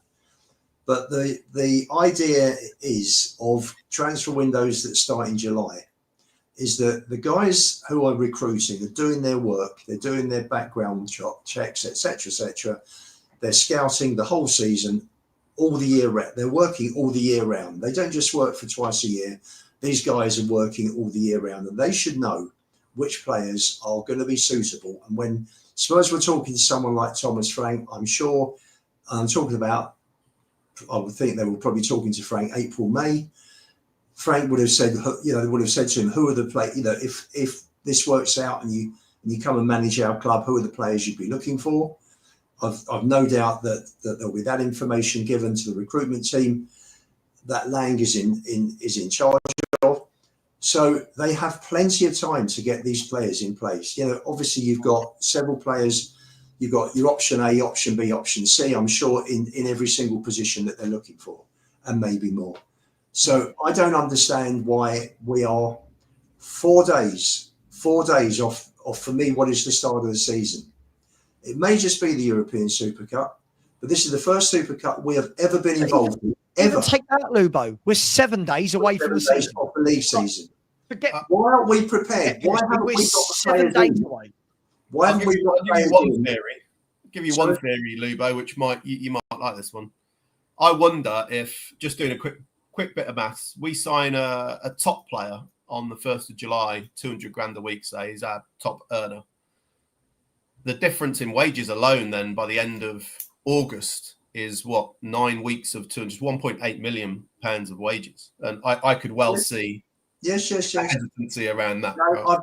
When Sean will reappear in a minute. When he was buying at the end of the window, everybody I know was saying the same. He's pretty much saved on 2 months' wages. Speculation, but it's a possibility. But again, it's based on financial success and not based on what's best for the football club. Can I just make a point on Richarlison as well, just before we finish on him? The big problem I've got, I fully agree with what you said, Savva, but it only works if you basically say, look, you're not going to get picked. It only works if we've got some realism about what we would accept, right? If we think we're going to get 40 million for this guy, he's just going to sit there forever till his contract runs out. You've got to be prepared to sell him for 20 million. And if we're not, he's not going, is he? What's it like over there where you are? If he goes, if he wants to go. You've got to sell him at a knockdown price to generate any interest. I think I can't see anyone who'd want him apart from I think the Everton fans would, but I don't know, Moyes would. Hang on, let's have a look. So Richarlison, if we go to Richarlison on the transfer market right now. So Richarlison has got, oh come on, I'm guessing 2 years left. Let me have a look. So Richarlison's contract expires in 2 years. I mean, you're right. What are we asking for him? For me, I think if anything comes in at 15, 20 million, you've got to move this guy on. You got to take it. Can I just say, Stad, aware that he has to want to leave, but this is where Tottenham need to swallow this. For me, sell him to Leeds. Leeds would love him. Leeds fans would absolutely love him, and he might bang in 10, 15 goals up there. The double bomber, Solomon and Richarlison. They can have like release clauses put into their contract so that if they do get relegated, they can go. They can protect themselves in the future, whatever else. But Leeds United would prioritise Richarlison. He'd do really well for them, and he'd get himself back into. Lubo would prioritise a Richarlison Solomon swap for Harry Gray, Archie's brother. That's what Lubo would want, wouldn't you, Lubo? He'd want to go to Leeds and bring back a Gray. He's probably better already by all accounts. Oh, Jesus Christ. It's not difficult. I'd rather have Eddie Gray, to be honest, than Richarlison. Yeah. Look, let's move away from that conversation with Jackson and Wisser and Richarlison. I don't think this will be a long conversation, but another player we are linked with, before we get to the big one with Eze, another player that has been flying around the last 24, 48 hours, we've been linked with this player for a while, actually, is that Chelsea, who seem to be changing their entire squad, apparently, the biggest word in football, apparently, have offered Spurs the opportunity to sign or loan Christopher Nkunku. For me, guys, I won't say too much, but I feel this would be the ultimate lazy transfer, which would show we never had any plan in any way, shape or form. What say you lot? And smash the likes. There's 1,200 in here, by the way, 1,200 in here and 390 likes. Come on, people. We should be at 600, 700. I think I'd rather have Harvey Elliott. Surely. You'd rather have Harvey Elliott than Nkunku, who had quite a dog? Whose dog? Mine. That dog is not keen on Nkunku for sure. He's not keen on Richarlison, I don't think either. I go personally. I'm reading on social media that Harvey Elliott's had a change of heart and he's looking at Spurs. That's how I go.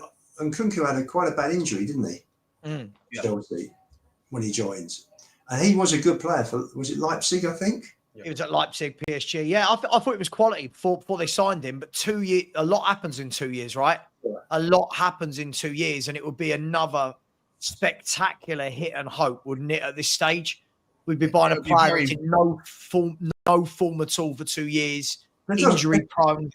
There doesn't seem to be any strategy, anything sensible going on with our transfer policy, does there? It's reactionary. It's taking a punt.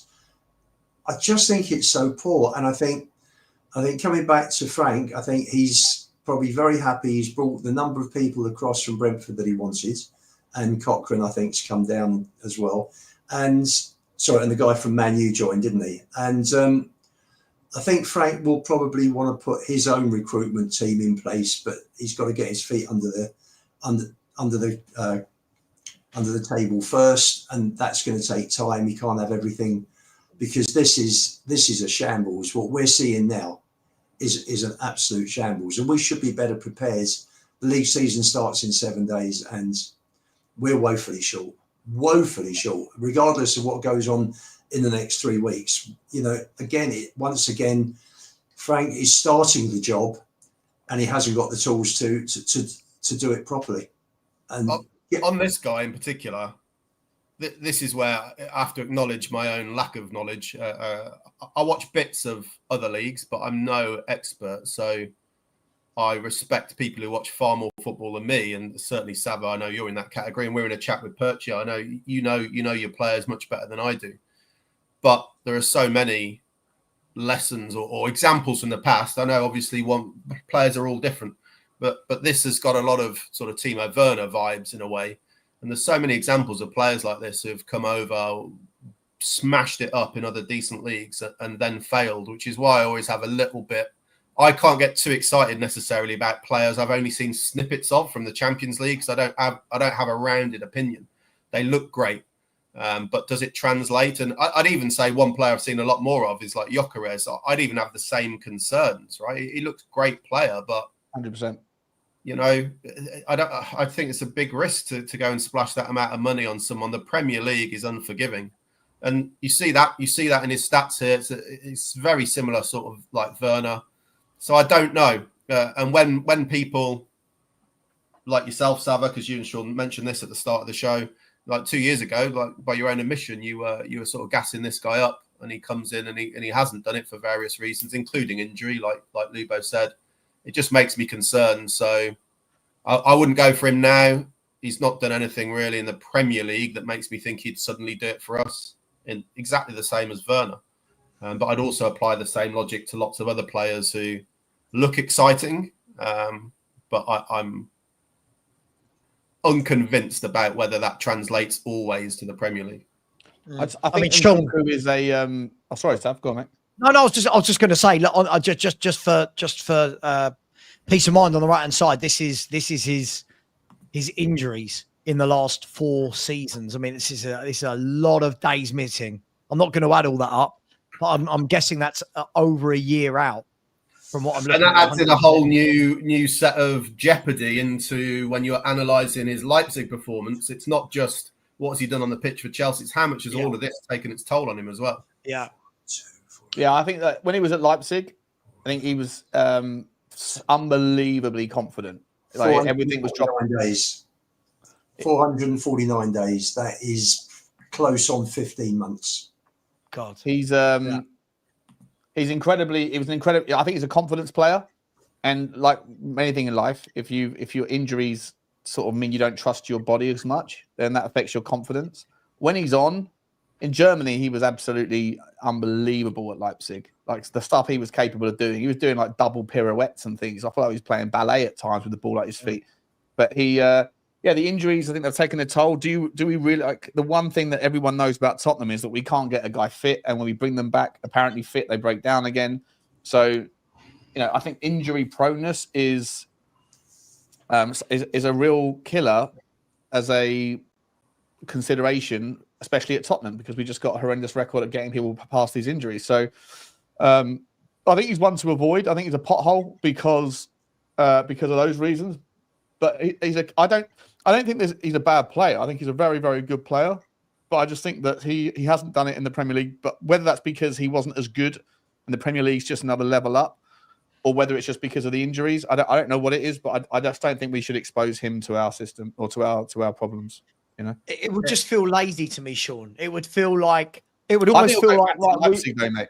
I think that if Harvey Elliott does come to Tottenham, I think Leipzig will naturally go back and get him. No, I agree. But this is what I mean. When I'm looking at people like Harvey Elliott, I don't want to go back there. I'm looking at people like Nkunku. This is what I want. I want a 22-year-old hungry, wants to be the main man, wants to, I just think Nkunku for me would almost be like, he can't stay fit.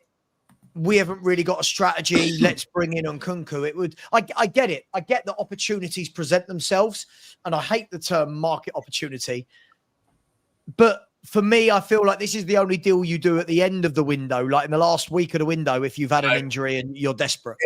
It has a deadline day loan written all over it. Oh, for sure. Like Sterling when he went to Arsenal. Like, it's got that sort of a loan written all over it, right? Where it's like, oh, shit, we've not got anything else in.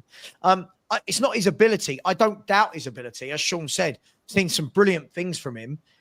And I'll be honest, I'll go as far to say that when he's fit, he is much better than Tell, much better than Odegaard, much better than these sort of footballers. But if you can guarantee me a 38-game a season and Nkunku, who's 100% fit, fine.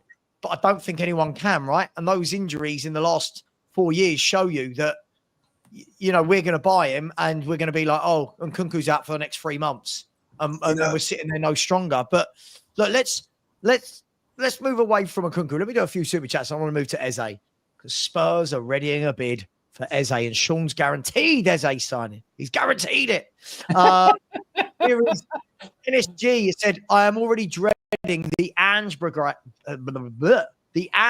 Brigade when we most likely lose to PSG due to their squad being superior.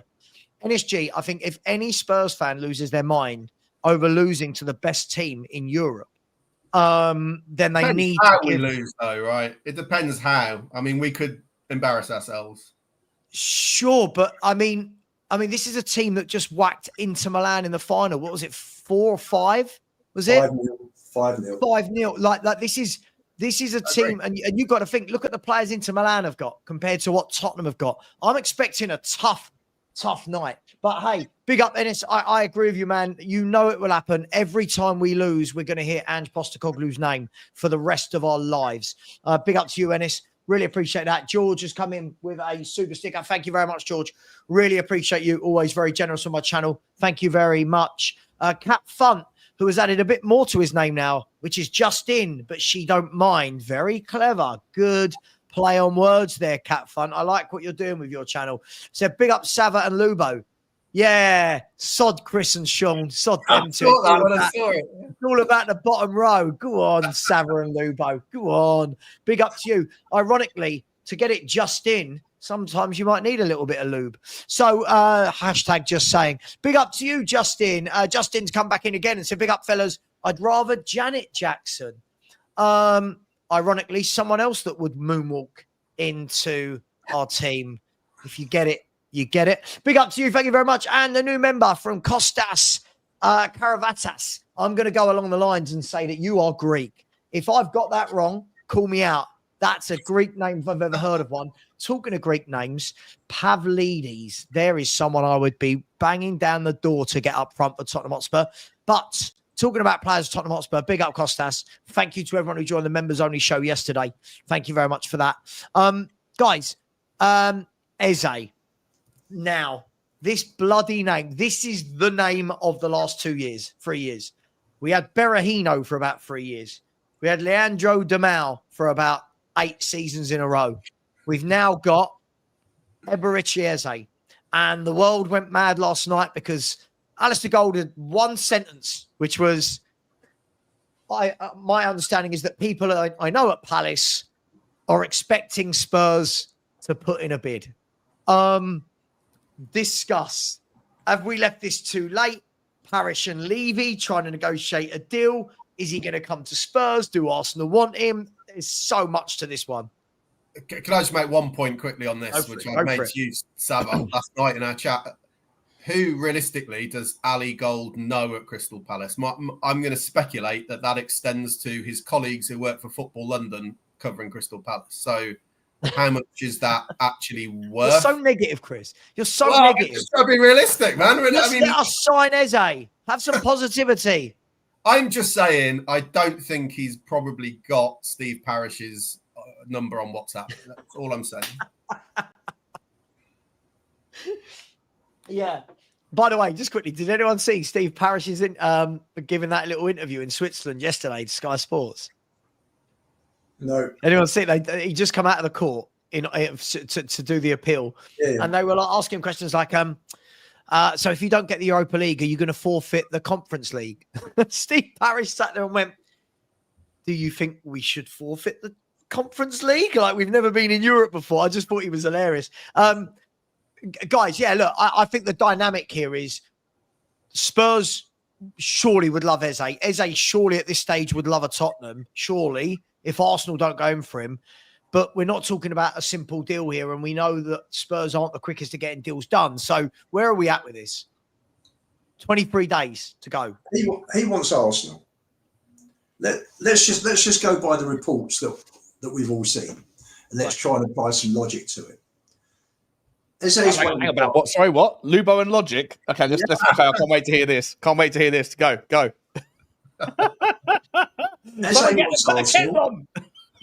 wants Arsenal. Arsenal going to sell some players to raise some money, and Spurs aren't going to go in until they know that Eze would come to them. Because Arsenal aren't going in. I don't think Spurs will put themselves in that position where knowing if it's true that the reports say that Eze wants Arsenal, then why would Spurs go in to get knocked back? Don't see it. I don't see it. Sure, but right now, Lubo, I'm going to sit on the fence. That's a lot of what I do when I'm hosting, rather than my own opinion. But right now, we know that Arsenal have just spent a lot of money. And as far as I'm aware, guys, I don't know. Somebody might tell me, somebody who's better than me. I don't remember Arsenal selling anybody of note. I don't remember them recouping any money right now. And everyone keeps saying they need to sell to buy. Granted, we heard that about Man U as well. But right now, if Arsenal haven't gone in, do you think Eze would rather stay at Palace if he doesn't get a move to Arsenal? Or do you think he'd go, you know what, I'm 27, I need to be making a move now in a World Cup year? I think if there's a week to go and Arsenal alert the agent that they won't be coming in, then I think that's an opportunity for Spurs to come in. You want Matisse Tell, Phil? Give me a fucking break. You want Matisse Tell? How dare you sit there with your love for the last year of Matisse Tell and talk to me about... Matisse Tell. He's going to be a baller. Let's relax on Matisse Tell. He's going to be a baller. I don't want either of them, by the way. I don't want either of them. But the point is, how can you champion... Anyway, sorry, Lubo, go on. Sorry. You cheeky git, Phil Coys. To think I let you stay at my house till 3 a.m. as we drunk together. How dare you? How dare you? Sorry, Lubo, go on. That's all right. That's what I think will be. If Arsenal turn around the week 23rd, 24th of August and say, we're not coming in for Eze, then I think Spurs will come in because then they're not going to get gazumped at the last minute by Arsenal. So for me, I think Eze would probably, in World Cup year, I think he's established in the England squad. I don't think if he stays at Palace and carries on with his form, providing he earns his place in England, I don't see him dropping out of the England squad at all between now and the USA. But yes, I do think he will take the opportunity to join Spurs. Is that not a reason to potentially stay, just playing devil's advocate? Like, you know you're going to be the main man at Palace. He's forced his way into the England squad at Palace. Joining Spurs is always just a bit of a basket case, isn't it? Well, listen, I think Eze will look at it and think Palace did fantastic to win a trophy. And if they drop into the conference, then they've probably got a very good chance of winning that this season. Sure. But I think he will look at Spurs as being a bigger club. I'm sure they'll offer higher money. I think he'll take it. I think he'll join Spurs, and he'll be the main man there. So, I mean, he's 27. He's 27, right? Let me ask you this, Sav. Tell me, what sort of form? Because Levy doesn't like these older players, but you look at the form that Kane showed after the age of 27, and Sonny showed, and Salah's still showing, and De Bruyne showed, and what's all this bullshit about they're too old at 27? No. Hang on. My point wasn't going to be he's too old. My point was going to be for him at his age. Yeah. Surely you're going, right, this is the time for me as a footballer at 27 to go and get that big move, isn't it? You know, get your 5-year contract between now and the age of 32. Yeah. Go to Spurs, light up the lane. You could argue the same for Arsenal and the Emirates. Yeah. But there must be something, guys, because this won't go away. These Eze links do not go away. Is it us being completely deluded, Sean? Are we all? Is this all hope? Is this all fart and no shit? Is that what this is? What, Eze? Yeah. No, I look. You know, Ali Gold's saying it. Other ITKs this morning are saying it. There was rumours around that there was training ground breakfasts that were happening last week, and that people that were walking past, all they could hear about was like Levy and Lang and Frank around the table, and Eze was the topic of conversation as they were walking past 3 or 4 times during the hour or whatever. So they're definitely talking about it. I think it comes down to this. I've said it a few times. Like, I think like the value is in the eye of the beholder, but like when you can want something and you're willing to pay X amount of money, but if you need something, you should be willing to pay a little bit more. If the rumours are true that everybody, including Tottenham and Arsenal and everyone else that's as a big admirer of Eze, thinks that the correct valuation is between 50 and 60, that's fine if you're in the position of strength in the negotiation. But at Tottenham, you're not.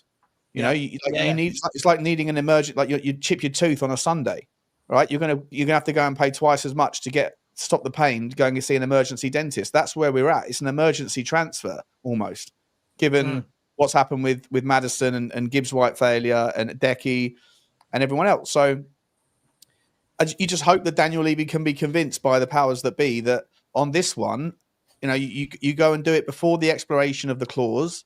If it's 68 million, you meet the terms. If the terms around the payments are too much, like too much of a front load or whatever else, maybe you go and be a little bit convivial for once in your life and shake hands with Parish and say, how about we give you 72 or 70, but make it a little bit easier on the front run, on the front load of the money.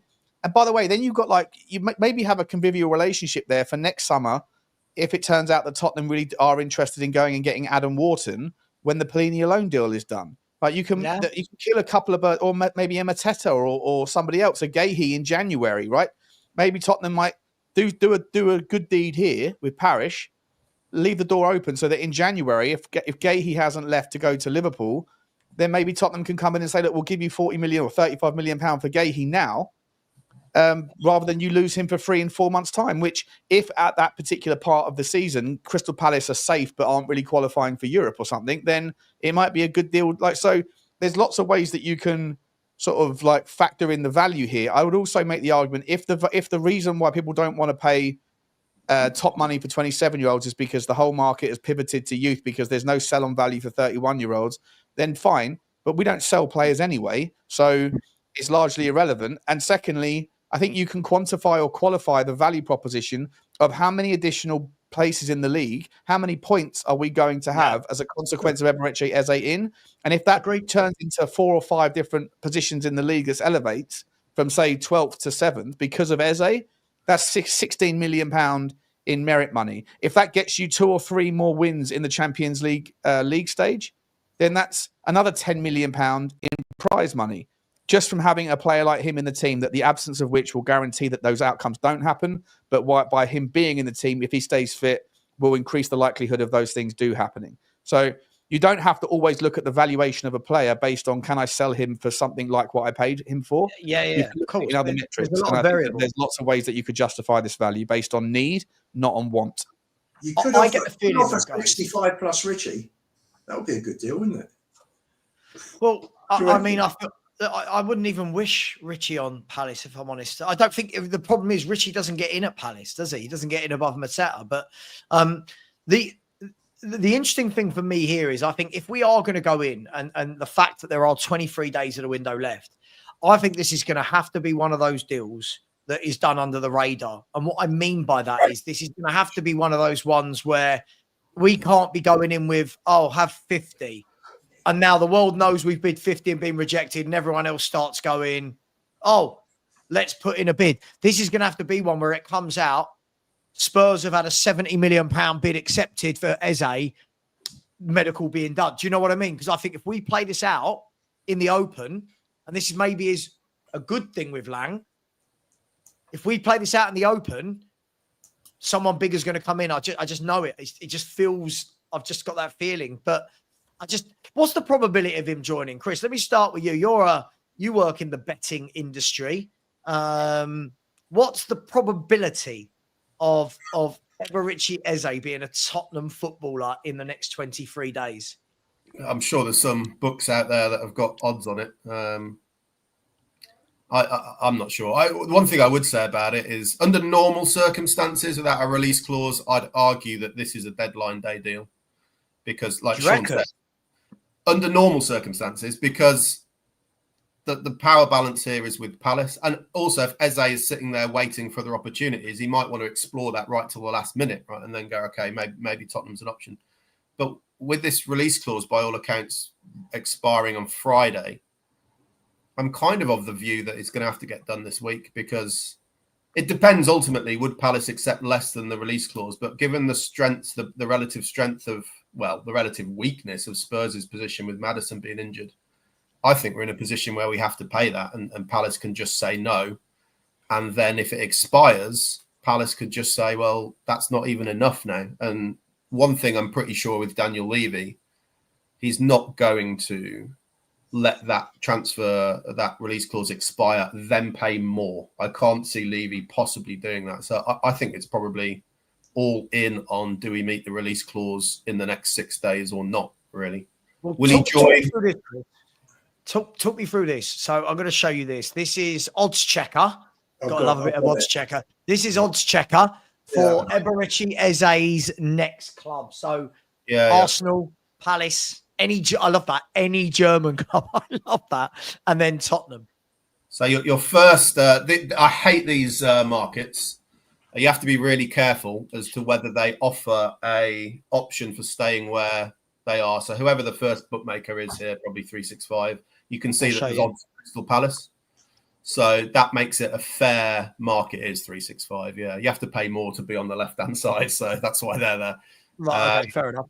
Which is why you see the discrepancy in odds here, where Bet365, Arsenal are slight favourites, not by a huge amount, but staying at Palace is a 50% runner, evens price. The other ones, where he's much, much shorter, they're not offering a price on him staying. So that's only if he moves, where will he move to?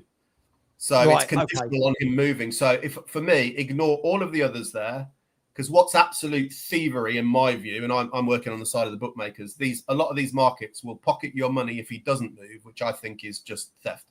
But anyway, Bet365 is the one you want to look at. So they are saying that it's 50% likely he'll stay at, I know these maths don't add up, but just bear with me. 50% likely he'll stay at Crystal Palace, and it's just over 50% likely that he'll join Arsenal. I know that adds up to more than 100%. Just that's the way. But also, like, you'd think though, just looking at that, right, that if is it Ladbrokes there are offering 1 to 4, that's even shorter odds, right? And 1 to 6 is even shorter again by Bet Victor. So you'd think that, like, if they're pocketing your money if he stays at Crystal Palace, you would think that they would induce you to make a bet by offering you slightly more reasonable odds. But actually, they're like, it's almost a bet that they don't want to make, because they'll take your money if he doesn't move. But like, the only money you're going to get 25 pence for every pound if he goes to Arsenal, whereas you'll get 80 pence in every £1.10 if he goes to Arsenal. To be honest, you think that he would? Sorry, you've actually basically hit the right point there, probably without even realizing it. Which is, I'm not saying they don't want to make these bets, but realistically, in terms of turnover, these are pretty much novelty markets. They're just put up because the actual turnover on them is negligible. They'd quite happily not offer them. They're just offering them because the competitors do. They don't really want you to bet on these markets. But if you're Googling it and you go, actually, I'll go to Ladbrokes, and while you're there, you'll bet on all the other stuff. That's what it's for. It's not really I wonder how much money it would take to move the price. If you went and lumped £1,000 on him joining Tottenham right now at 5 to 1. You probably couldn't. The limits on these markets will be super low, so you won't be able to get a lot on unless you're known to be a good customer. You lose money all the time, right? Yeah. So in betting, you have like a credit rating, right? And if you lose money all the time, you can get more on than an unknown quantity. So if you're one of those, maybe you could, but just to your average punter, you're not going to take much on these. It's also too risky. These markets are too risky for inside knowledge, so that's why you keep the limits low. So, by the way, Wrexham have just taken the lead at Southampton, by the way, with a penalty. So what we want here is we want William Hill to be right? We want at 3 to 1. Eberechi Eze. Even 3 to 1 is a 25% chance, right? So I'm saying go off Bet365. That's they're the market leaders anyway. B, that's the most respectably formed book here. And they are giving you a percentage of 16.6% there that he's going to join Spurs. So. Oh, good. So realistically then, Chris, and I know we always have these conversations. Sometimes when I say things about the bookmakers, right, if I'm live, I get a WhatsApp within 3 minutes and Chris go, no, you're explaining it all wrong, Savva. And I'm like, ugh. So realistically, let's just hypothetical. What would we want those odds to come down to start knowing that something is happening? Like, if that went down, are we on some now? If that went to 2 to 1 tonight, for example, would the bookmakers know something's happening, or would it need to go a lot shorter than that for you to think that there's something at play? This is one of my favourites, that the general public think, the bookmakers have changed their odds. They know something in these markets. I'm that guy. I go, oh my God, we're 1 to 3 on. He's joining. Almost never, mate. It's literally because it's flashed up on Sky Sports News or someone has put a tweet out there, or they've been watching the bloody Spurs talk show in the morning with, "Oh my God, Spurs are signing this player." And especially when I'm the guy who's then lumping on 50 quid and moving the market immediately, so that I can put a video out an hour later going, "I told you, and look what the update is. The markets are moving. The markets are moving." So they'd have to move massively. So if it came into 2-1, look, that's still less likely than, it's less than 50% likely. I'd say in that 365 book, if we are getting down to kind of 3 on, 4 on, probably there's some no smoke without fire. Then in that case, the rest of it until that point, anything evens or bigger, it's just online speculation, and they equally as us have no clue what's going on. But can I just ask one last question before we move on from odds? But for example, when the Thomas Frank odds, overnight, they kind of tumbled from like 2-1 on to like 1-5. Yeah. When it gets to that stage, are we going, now the bookies know something, or is that, again, speculation? Yeah, no, I think if you go into 1-5, probably. And also, it's not just that movement, it's the speed at which it's moved from 2-1 to 5 on. If it's really gradual, if we see that 4-1, actually, it was there with getting my decimals and my fractionals right. It said 5, but that means 4-1. So that's 20% likely. If that moves to 3-1 and 2-1, it's nothing, mate. It's nothing. It's Sean's 50 quid has done that. That's all it is. If it goes from Sean, he controls YouTube, transfers, and now he controls the betting. Genuinely, right? I'll give you a quick anecdote. I'm not sure if I should share this, but this lasted for so I used to be proper into betting when I was in the banking game. We used to have Betfair up, play on darts when darts were on, because darts on Betfair you can play the bookie and you can. It's absolutely insane, mate. Anyway. Mate, absolutely. We should talk, mate. We should talk. But there was so I knew some people out in in Australia, who were big into UFC, or big into sort of mixed martial arts, and there was some fighting it was on one of their kind of like the UFC equivalents. I think it was like X fighting or something like that, and it was a system out of Thailand. And he would phone me up, and this guy Luke would phone me up and say, "Sean, is there any chance you can place a bet? There's only a couple of markets that are available, but they're only accessible from England." And he would tell me the sites that they were on. And the fights had already taken place. They'd already taken place. He already knew the outcome of it. They were recorded, and then they were shown as like a live event, but they weren't. They were recorded the day before. So he was sending me money and asking me to put these bets on. So I'd set up accounts on these things and put as much money as the bet would allow me to take, knowing the outcome, putting on these multipliers and all this stuff. God. I got about 2 weeks worth of betting before the account got shut down, and I got sent a letter saying, "If you do that again or try, we will sue you." They found out. Who is this guy, and why is he putting £1,000 on some random Thai under-21 fight? Yeah, that is the real world of betting. It's trying to work out the motivation of why someone. The more obscure the thing you bet on, the more quickly your account will get shut down. Realistically. Yeah, exactly. So let's move it back to away from the betting. I mean, realistically, if I was going to ask each of you now, do you think that Eberechi Eze will be a Tottenham Hotspur player by the 1st of September? What are we saying? No. Yeah, I agree. Yeah, I'm going to say yeah. I so desperately want him to be. My heart is going to rule my head. I'm going to go yes, and yet I know deep down, I know I'm being deluded. I just feel like they've, whether it's Eze or someone else, they've got to rescue this window right now, haven't they? I know we can say be patient, it's not shut, but at the moment, this window has been very lackluster. And I saw a really good point this morning. Lubo probably sent it to me. It was Lubo. Indeed, it was Lubo that sent it to me. So I'm going to... Let me guess. Did it have something to do with Daniel Levy? You tell me, Sean. It said this. The 10. It said this. It said, Liverpool kept Salah. They won the title last season, finished 46 points ahead of Spurs. They've spent 300 million plus signing Wirtz, Frimpong, Kirkez, Ekitike, and they're in for Isak. Tottenham lost Son, finished 17th. We've spent 55 million on Kudos. Embarrassing, with a little glum emoji. I don't understand. I don't understand the desire to push around all that. It must, because you're such a massive Tottenham fan. But so many fans that are huge Tottenham fans lean so negative that you then become in this entrenched zone where when something good happens, I can just rather than celebrating it, like you feel like you have to downplay it or not be able to enjoy it because somehow that's giving credit to the guy that you don't want to give credit to. Sure. And so it's not a crack at you, Lubo, because there's thousands of people like you, but I just find it like that sort of Lee Gunner style of commentary where, you know, basically people like him have figured out that it's far more likely that your team is going to fail. Even the very most successful teams of all time fail more often than they succeed. If the line in the sand is a successful season is won with a trophy, you end up like you're a supporter, a massive supporter of the football club, so much so that you want to put your face on video and talk about it. But then whenever there's great things that are happening to Arsenal, for example, Lee has to downplay them because it's not good for his brand, because he's cultivated an audience that always wants to find a problem with everything that Arsenal do. And I find that in every fan base. And I don't understand why people get so attached to their opinions that if their opinions have to be forcing a negative appeal, they don't really get to celebrate the good times because it somehow damages the brand that they're trying to build. To me, I just find it a really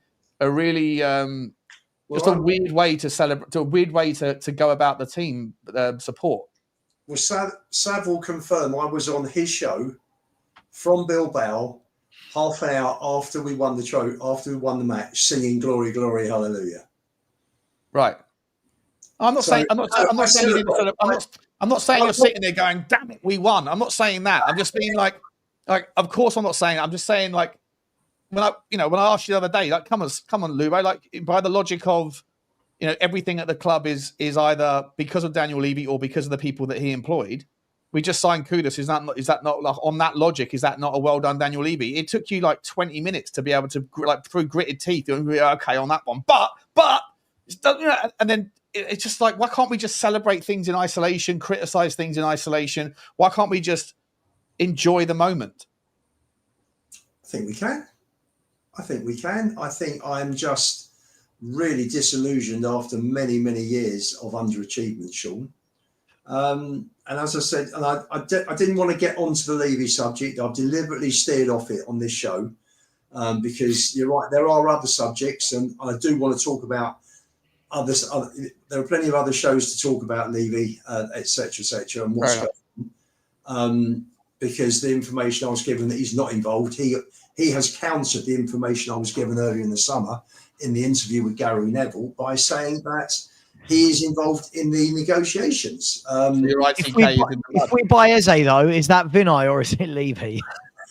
Well, listen, if we go and get Eze, then full marks to all of them. The mental gymnastics that transfer could do to your head loop. Yeah. Listen, you'll be fuming and really happy all at the same time. Didn't Stell say if we sign Eze, he's going into the club shop to buy a shirt? Yeah. If we buy Eze, I'll tell you what. If we buy Eze, we're doing our live stream from the street from Tottenham Hotspur. Right. The Spurs 5 is going to be live streamed from outside the club shop. If we buy Eze, we can go in pre-match. We can go in before the Burnley game or Bournemouth game. Yeah. We can go in and we can be interviewing from the Spurs shop inside, saying, "Hi guys, Lubo and Sean from the Spurs 5." Yeah. What do you think? I think it's like when they see a snow leopard, like they zoom it in. I think you can just about make out Stell over at the till, finally buying his Tottenham shirt. Do you know what? Right. What I'll ask though is, as much as I don't want to get into a Levy conversation, I don't want to, but if we just take it back to the football, that post it's interesting because of course there's many ways of looking at the same situation, but in a way it is true, isn't it? Liverpool have, when Liverpool get rid of Mo Salah, they will have something lined up. You know it, right? You know they won't let Mo Salah go without a player coming in to replace that legend. We've let go of a legend who we would have known is going, and the fans, I think, have a right to say, cool, well, where's the replacement? I get it. I know what you said the other day, Sean, about the whole Maddison thing, which was, okay, look, it was only 3-4 days, well, it's now, nearly a week ago, but The someone I can't get. I can't get how you might know that a legend of the club is going who does get goals and assists. I do think it was the right time to go. But surely we would have known that. Surely Tottenham would have known that and would have had something up their sleeve to go, listen, this legend's going. 2 days later, ta-da, here's your new guy. Surely, right? The same way, Sav, the same way that we should have had plans in place. And I agree with Sean saying, the whole thing about Maddison, it is only 3 days. You don't expect your main creative player to suddenly come back after injury after 2 months and within 9 minutes do an ACL. Nobody expects that. What we should have done, as far as the Maddison thing is concerned, just diverting slightly, but staying on the same subject of recruitment, is that we should have brought in a backup for Maddison. Cooley's injured for several months, and we should have got a listen, he'll do a good job in midfield this season, you watch. But coming back to number 10, we should have had a backup for Maddison in place so that if we get something like this, which is now the worst scenario, Maddison has a backup ready to step in, and we're not left completely dry for number 10. And I just think we're just poor taking it away from the owners. Let's just talk about recruitment. I just think the planning appears to be, there doesn't seem to be any strategy here. It just seems to be all over the place. And by the way, Mr. Skiller, sorry, just quickly, Mr. Skiller, when you're saying you can't replace a Salah, I listen, I get that some players are on the face of it irreplaceable, but the difference is what they won't do is they won't go and replace Mo Salah with a 19-year-old kid unless it's Yamal. What they will do is they will go and find whether it's a Doué, a Dembele, I'm just chucking a Kvaratskhelia. They will go and find a top player to fill that void, and we haven't with Son. We've not. We must have known this day was coming, guys. So like over the years, over the months, we must have known this was coming. 2 years ago, we had it with Kane. They knew Kane wasn't going to sign a new contract. They've been asking him for months to sign a new contract. There was no way he was going to sign a new contract. And when Lewis sent the message over from Bahamas, we've got to sell him. We can't let him run his contract down. Obviously, Spurs can't lose 85 million. No company can lose 85 million. Of course. So, but there was no planning. Why didn't they have why isn't there a succession plan in place? And this is where, and I say this with no disrespect, but a smaller club like a Brighton will have that in place. We're a much bigger club than Brighton. With a much bigger history and tradition and much bigger financial power, but we don't seem to play devil's advocate.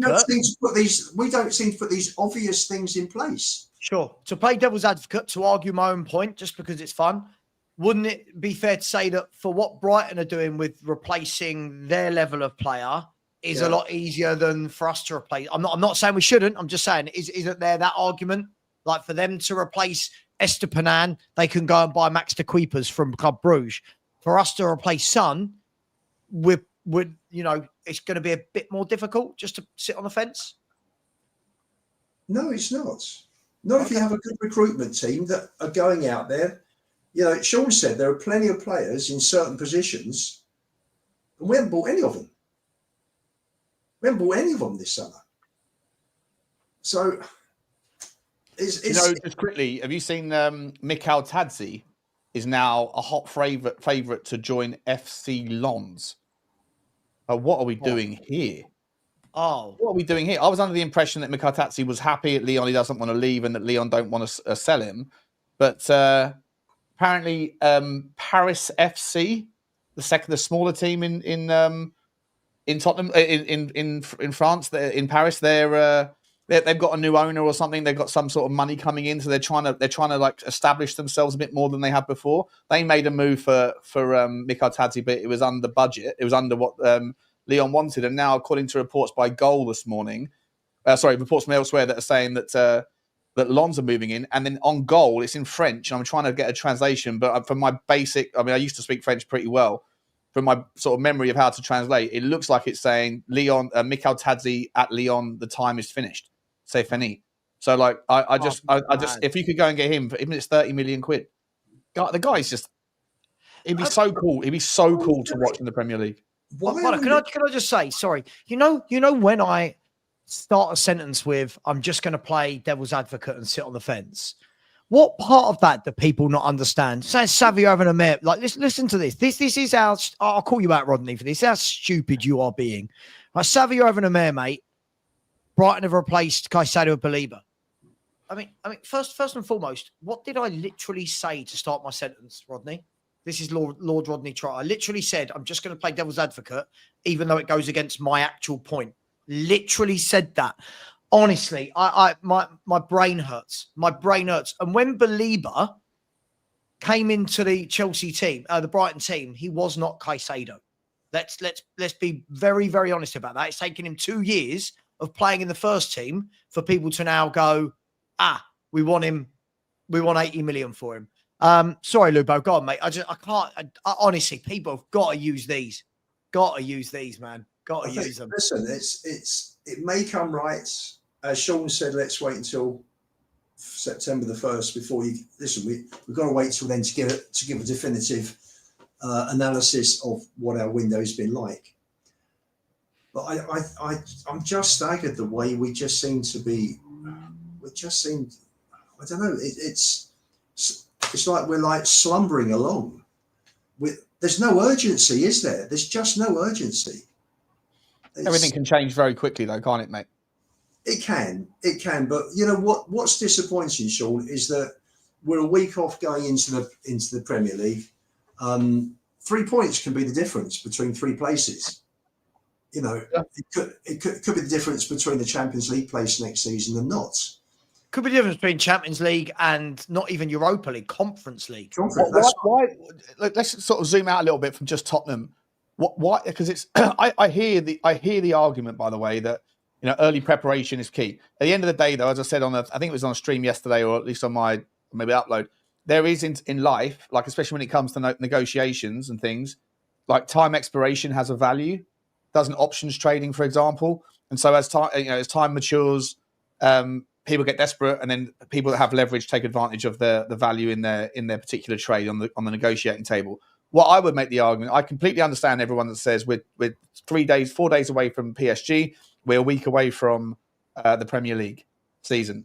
Would it not be better to just move the start of the window back to from the day that the Premier League season finishes, the next day the window opens, and that it closes? If it has to be over a certain time period, if it literally has to be 2 months. Why? Actually not just close on the eve of the first game so that everyone has to be ready. That happened, though, didn't it? That's literally what it was. Was that how it was, Chris? It was like that about 2 seasons ago, but they stopped it because you can't bring in line all the European leagues, right? Because they don't kick off at the same time. Oh, so I see. The Premier League clubs vulnerable to other European clubs taking their players and not being able to make a replacement. So got it. That makes sense. It was only about 2 years ago they literally did that, and then they all voted that this doesn't work for us.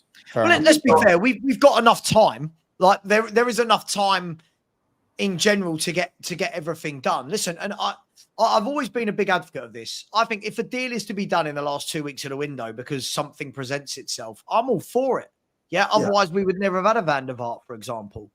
But I do think that the bulk of what you want should be in for game 1 of the Premier League season. And if we look at the bigger clubs, right, the clubs that will be more probably fighting for the top 4, they're gonna have most of what they need done by the 1st. I'm not saying by the way that City, Liverpool, Arsenal, Chelsea might not make a signing in that last 2 weeks, but the bulk of what City needed to have done has been done. Same with Chelsea, same with Liverpool, same with Arsenal. The bulk of it has been done.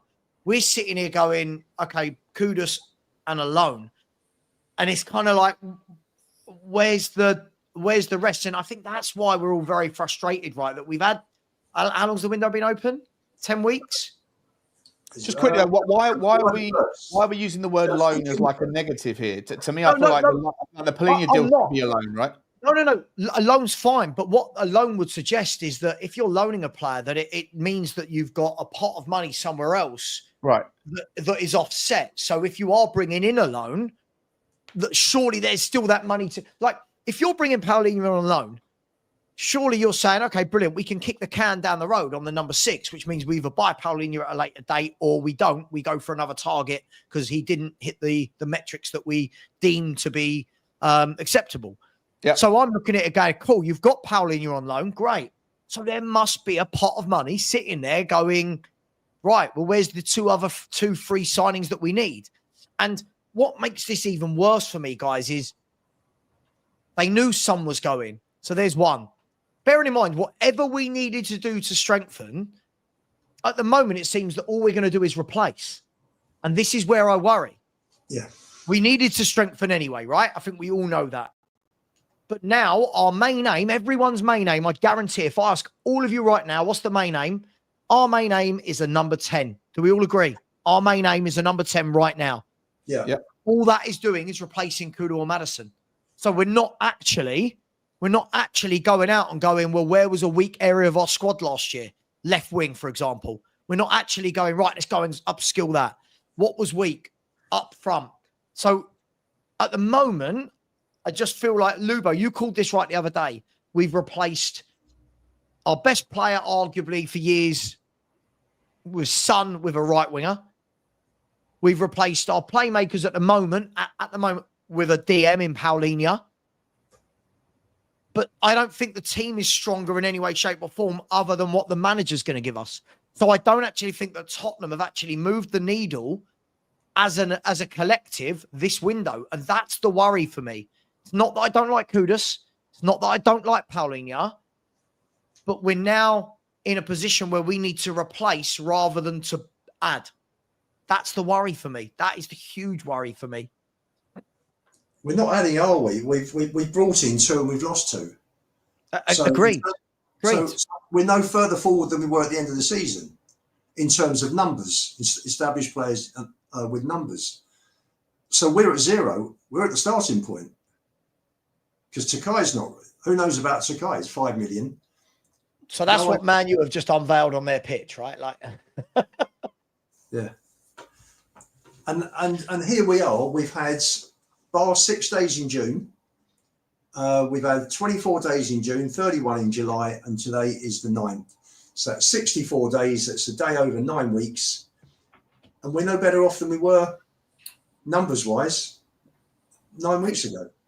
In reality, you have far more than that. It always frustrates me a bit when people sort of, the way they talk puts across this idea that you can't ever talk about a transfer unless the transfer window is open. You can do a transfer, a transfer at any point, right? You can do it at any point. The only thing is you can't change the player's registration during a transfer window. It doesn't stop you having it agreed. Chris, couldn't you at Man United? Couldn't you at Man United? That deal was being talked about before the Premier League season even ended. That deal was being talked about before the season ended, right? And he was clapping the fans. They said this is his last game, blah blah blah. And yeah, you're bang on. So essentially, it's not been just the summer. We've had since the January transfer window closed. Now I know a new manager's come in, but let's be brutally honest about this. If the scouting team had got enough quality players in their lists, Thomas Frank's not an idiot. Thomas Frank's not going to look at a list of quality players, is he, and go, no. He's just not. Listen, I don't want to be moany about it. I don't want to be upset about it. Yes, there's time to go in the window. But now I move my sights to, right, will the 26-27 window, will that be different? Will that be a window where we're ready to go by game 1 of the Premier League? And and Sean, I know you're a little bit more reserved than the rest of us on this sort of subject, but you get it, right? Surely you get that we're all frustrated that we're playing Burnley next week and currently haven't really upskilled the football team. Yeah, of course. Yeah, I totally get why people feel the way they do. I know it's an emotional game, isn't it? So everyone the more in my opinion in life, the more you are involved in emotional topics or content or thought processes, the more likely you are to have irrational outrage. And I'm not saying this is irrational, but I'm just saying that, I make the point. Again, by the way, a lot of the time I wouldn't call myself maybe I am a contrarian, but it's only really in the interest of trying to put out decent content. If everyone agrees all the time, it's pretty boring. No, right? I love it. I've always said I love having debates with you, because otherwise, like if we all sat around just going, "Oh my god, everything's shit," it would be. It gives you different perspectives. What happens is people in the comments end up thinking that they hate people because they don't agree, and that's fine. It is what it is. It's an emotional game. But for me, I would just sit there and just, as the counterbalance to the argument that woe is us, I would just sit there and say there's plenty of teams in the Premier League that are less prepared, even relative to their own ambitions, than we are. Aston Villa haven't done really anything. I think Evan Gassand is going to be a really interesting player to watch. I can't wait to see him. Now that he's doing it at Villa, I hope he doesn't do that well, but I actually really did rate him in France. But yeah, you argue that Villa also haven't lost anything, Sean. So at the moment, Villa are going into the season with pretty much the same. And again, for me, their target will be pretty much the same. It will be 5th, 6th, 7th. It will be somewhere in that 5th to 7th area, right? For Aston Villa. But they've got like 6 months to be able to get themselves ready for the next UEFA iteration of their books, and they've got quite they've got a massive financial transfer. A rebalancing they need to do. So some of those players are going to have to leave at some point. Sean, can I ask a question? Is I hear this a lot, and I'm not doubting it, and I'm not going to claim I'm an expert on PSR and all that sort of stuff. I wouldn't want to be. Is it as bad as we think at Villa? Because, like, for example, everyone was saying, oh, they're going to need to sell Jacob Ramsey, homegrown, to make money. Jacob Ramsey's about to sign a new contract at Aston Villa. Now, that could be seen as two-way, Sean. Could be seen as, hey, he's our guy, we want to keep him. Or, hey, we're going to have to sell him in a year's time. Let's sell him with more years on his contract than what he's got right now. Yeah, and there's other ways, by the way. Villa Park is still called Villa Park, right? So there's no reason why. Like, so that some of the shenanigans they do around selling their women's team to themselves, those things don't count for UEFA PSR purposes. But they could go and get a stadium naming rights deal tomorrow, even if it's for like £10 million a year, £15 million a year. If they were to then, get that front run onto their books, that's one way. But there's still plenty of mechanisms for them to get the right side of the UEFA PSR rules that don't include them having to sell Emi Martinez or Bailey or Jacob Ramsey or anything else. But for all the money that Villa have spent last season, they got a hefty whack. Was it 40-50 million for Douglas Luiz? They got 64 million from the Saudis for John Duran. Yeah. So ridiculous. That was ridiculous. I know, so they're not that far out, are they? I think they have like a. If you rather than speculating, I might just have a look. What is the Aston Villa in terms of their net spend last season? I'll bring it up. I'll bring it up 1 sec. This is where Sean's saying the regulations are different, though. So UEFA, it's not the same for the Premier League. The Premier League, they're fine. UEFA, they're not, because the things that they've done, like with regard to selling the women's team and all that stuff, that those things don't count. And loaning players to each other, those things net themselves off against each other rather than counting. So there's, I'm not sure what the deficit is, because they got. Here we go. So Villa were fined €31 million and given 5 years. Where is the Villa story? Here we go. Have been ordered to pay €5 million with a further 15 million. Conditional on compliance in a 3-year period, and 6 million fine for the same 2 offences, with the penalties reflecting the severity of the breaches. This article doesn't say what their gap is, but in a nutshell, those additional fines that will come will be based on their ability to get their numbers, like to basically correct the imbalance in their player trading deficit, of which I've got a feeling it was about 70 million, something like that. So they do need to sell a couple, unless they go and get themselves a decent, some other mechanism. They do need to. I could be wrong about 70, but they do need to sell something, or sell a couple of players, at least as it stands, before the next iteration of their UEFA audits, which I think I think it runs until December 31st. Can I ask why that? I could be wrong on that, but don't quote me. So, like, for example, I'm looking at, this is last summer's the last year's activity, right? Not including this summer window, where, let's be fair, at Villa, there's not really been a lot of outgoings and incomings this summer.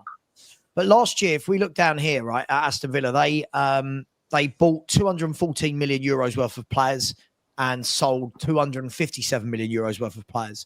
So why are they with this whole PSR stuff? Is it the wages? Is it because they brought in people like Asensio and Rashford and just ranked up there with the wages to turnover? Is that why? Yeah, so they got to like 96% wage to turnover ratio. Yeah, but like ours. No, but obviously their wage bill is basically quite similar to ours. It's just that our revenue is probably nearly twice as much as theirs is. But when it comes to UEFA PSR, it's not just about wage to turnover ratio. It's the squad cost rules, SCR, which includes the amount of money you spent on agents' fees and the amount of money that you've spent on your amortized transfer spend. So when you add all that stuff up, they were a fair amount in breach. So like the 80% that you're allowed, the 80% threat, or sorry, it's now 70% this year. If you're participating in Europe, you're allowed 70% squad cost ratios. Wage to turnover ratios is just a subsection of that, and there's more on top. So Aston Villa were well in breach of that and need to really get their number down, either through selling high wage players, getting the number down, either by raising the revenue, numerator and denominator, simple maths, right? If the number goes down, the top number can stay the same as long as the bottom number jumps up violently, or you can reduce the top number and then the ratio comes down either way. Would it be fair to say, guys, though, that so like if we're going to put ourselves in this bracket, and some people do, some people don't, so don't get offended if you're not one of these people out there. But when I put us in the bracket at the moment, I don't talk about Spurs in the same bracket as the big four, as Chelsea, City, Arsenal, Liverpool. I just don't. I put Spurs in the bracket this season, or what we should be this season, with Newcastle, Villa, and United. That's where I am now. With a second, I'm not disrespecting Forest. I'm not disrespecting Brighton, but realistically, that's where Tottenham should be. Is it fair of me to say that Newcastle and Villa, for as much as we say what have they done, blah blah blah, they're the two teams that at the moment, if they're looking at that 5th, 6th, 7th place, we need to do a lot more than them, don't we? Because those two clubs, as it stands, they haven't lost anyone of note.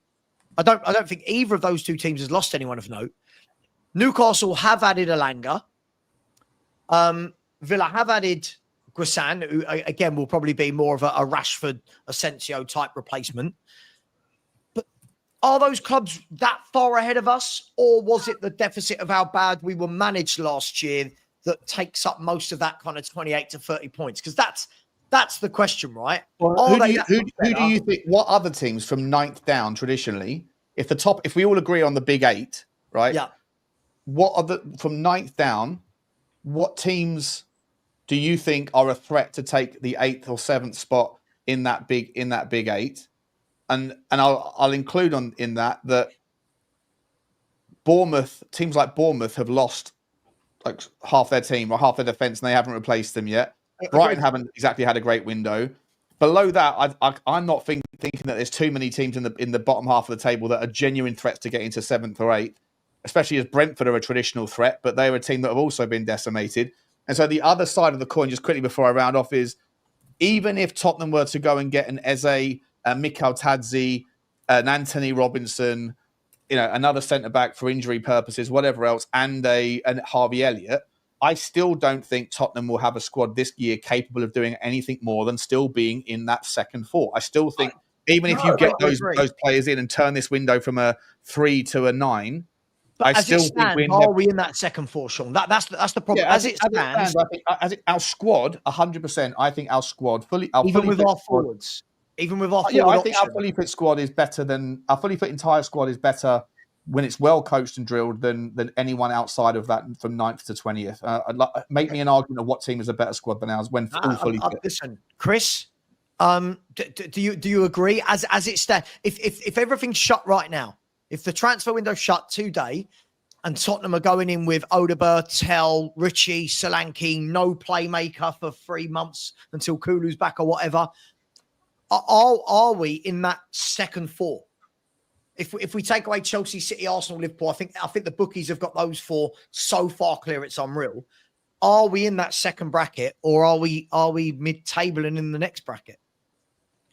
I think in the grand scheme of things, if you view it over the next few seasons, then we are in that space. Whether that translates to this season being in those positions in the league, we're starting from a long way back, right? So I think materially, though, the point you're trying to make really is that how are we materially different from last season? I'm not sure we are, particularly in the makeup of the squad. Where we are materially different is I think we've got a far more competent person in charge of that squad. So I think that will make a big difference. But I don't think we've done anything significant. Like you said, really all we've done is kind of net off to where we were. We've made a couple of improvements. We've lost a couple of players. So, yeah, we need to close the gap to the Villas and Newcastles, and I don't think we're massively making a huge fist of doing that. It does sound like, I don't want to do it right now, but it does sound like an opportunity as we've veered back towards wages to ask. There is one question I want to ask of Sean on that, but I don't know if now is the opportunity or you want to come back to it. Let's come back to. I want to get Lubo's take on this, and then I'll definitely come back to you on that. By the way, Romano has just announced that talks are moving very quickly now between Newcastle and Thiaw, and he reckons that there could be a here we go very soon. So it looks like Newcastle are bolstering up at centre. Again, a team we're talking about, Lubo. We're talking about Newcastle being in that second bracket with us. They've got Elanga to rival Jacob Murphy or to take his place. They're going to get Thiaw to bolster the centre halves that they've already got with Botman and Byrne and Shah. Whilst we're not actually adding, we're replacing. So are we currently in that top 8 with the squad we've got, Lubo? I don't definite no. Okay. You know, we were 17th. And the league table doesn't lie. And the squads, in hindsight, we all thought the squad was better than Forest squad and Fulham squad and all the others. Our squad wasn't. It genuinely wasn't. I don't think it was. And we were 17th. You know, when you're finishing 28 points, we were 28 points off Newcastle and Villa. That's a hell of a lot to catch. So if you said to me, if we bought some better players, where could we get to? Maybe 7th. Mm-hmm. Newcastle and Villa fighting it out for 5th place. I think to go from 17th to 5th this season, I think is unrealistic. Particularly, you know, unless we go in and we buy 3 or 4 major game changers for our squads, for our first team, shall I say. I genuinely think we're going to struggle to finish much higher than mid-table. And so can I just ask? Lots of people say different things about what mid-table is. Are you talking 10th? Are you talking literally 10th? Or well, you've got the European places, which are 1st and 7th. You've got the relegation zone, which is for me 15th to 20th. Right. And anywhere in between is mid-table. Okay, so we're going 8th to 14th is somewhere in mid-table. I think we finished higher than 14th, but I think 10th maybe at the moment for me with the team we've got. There's no goals in it. And this is my worry, Lubo. So I think this is a really good point for me and JD when he's saying that like Tell doesn't get in the Newcastle, Forest or Villa team, neither does Odegaard. This is my worry when I look at the squad right now. Defensively, do I think we can compete with Newcastle, Villa, Man United? Yes, I absolutely do. Midfield, would I like a better number 8 than Bentancur? Yes, but I don't think it's the end of the world. I'm looking in those forward areas as it stands. I'm not saying we're not going to sign anyone. As it stands, I look in those forward areas, Lubo. I don't know where the creativity is coming from. I genuinely don't know how we score a lot of goals. Listen, they need a number 10. The club know they need a number 10. I'm sure they're going to get someone. I'm sure. But is that enough? Is that enough? Just replacing Maddison? Well, we need 2. Enough? You need 2 to replace Maddison. Because the player that comes in and replaces him, you can't play him 50, 60 games next season. You know, and just say he gets suspended or he gets injured, who's going to play then? And for me, Kulu is a hybrid 10. Kulu is not an out-and-out 10. I agree. Yeah, he's not an out-and-out playmaker, is he? Yeah. No. So, you know, for me, you could end up playing with maybe Kudos as a 10 and Kulu out wide. I don't know. At the moment, Kulu's not fit for a few months, so there's nothing to talk about. But we are going to struggle. You know, Scott Parker drilled that team brilliantly last season.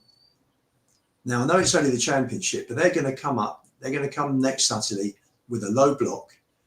And we struggled with Sonny and Solanke to break down a low block last season and the season before. So for me, we're going to struggle next week to score goals against Burnley if we don't strengthen between now and then. And you know, you're talking about Burnley. I mean, God knows what PSG are going to do to us Wednesday. God knows what City are going to do to us 2 weeks today.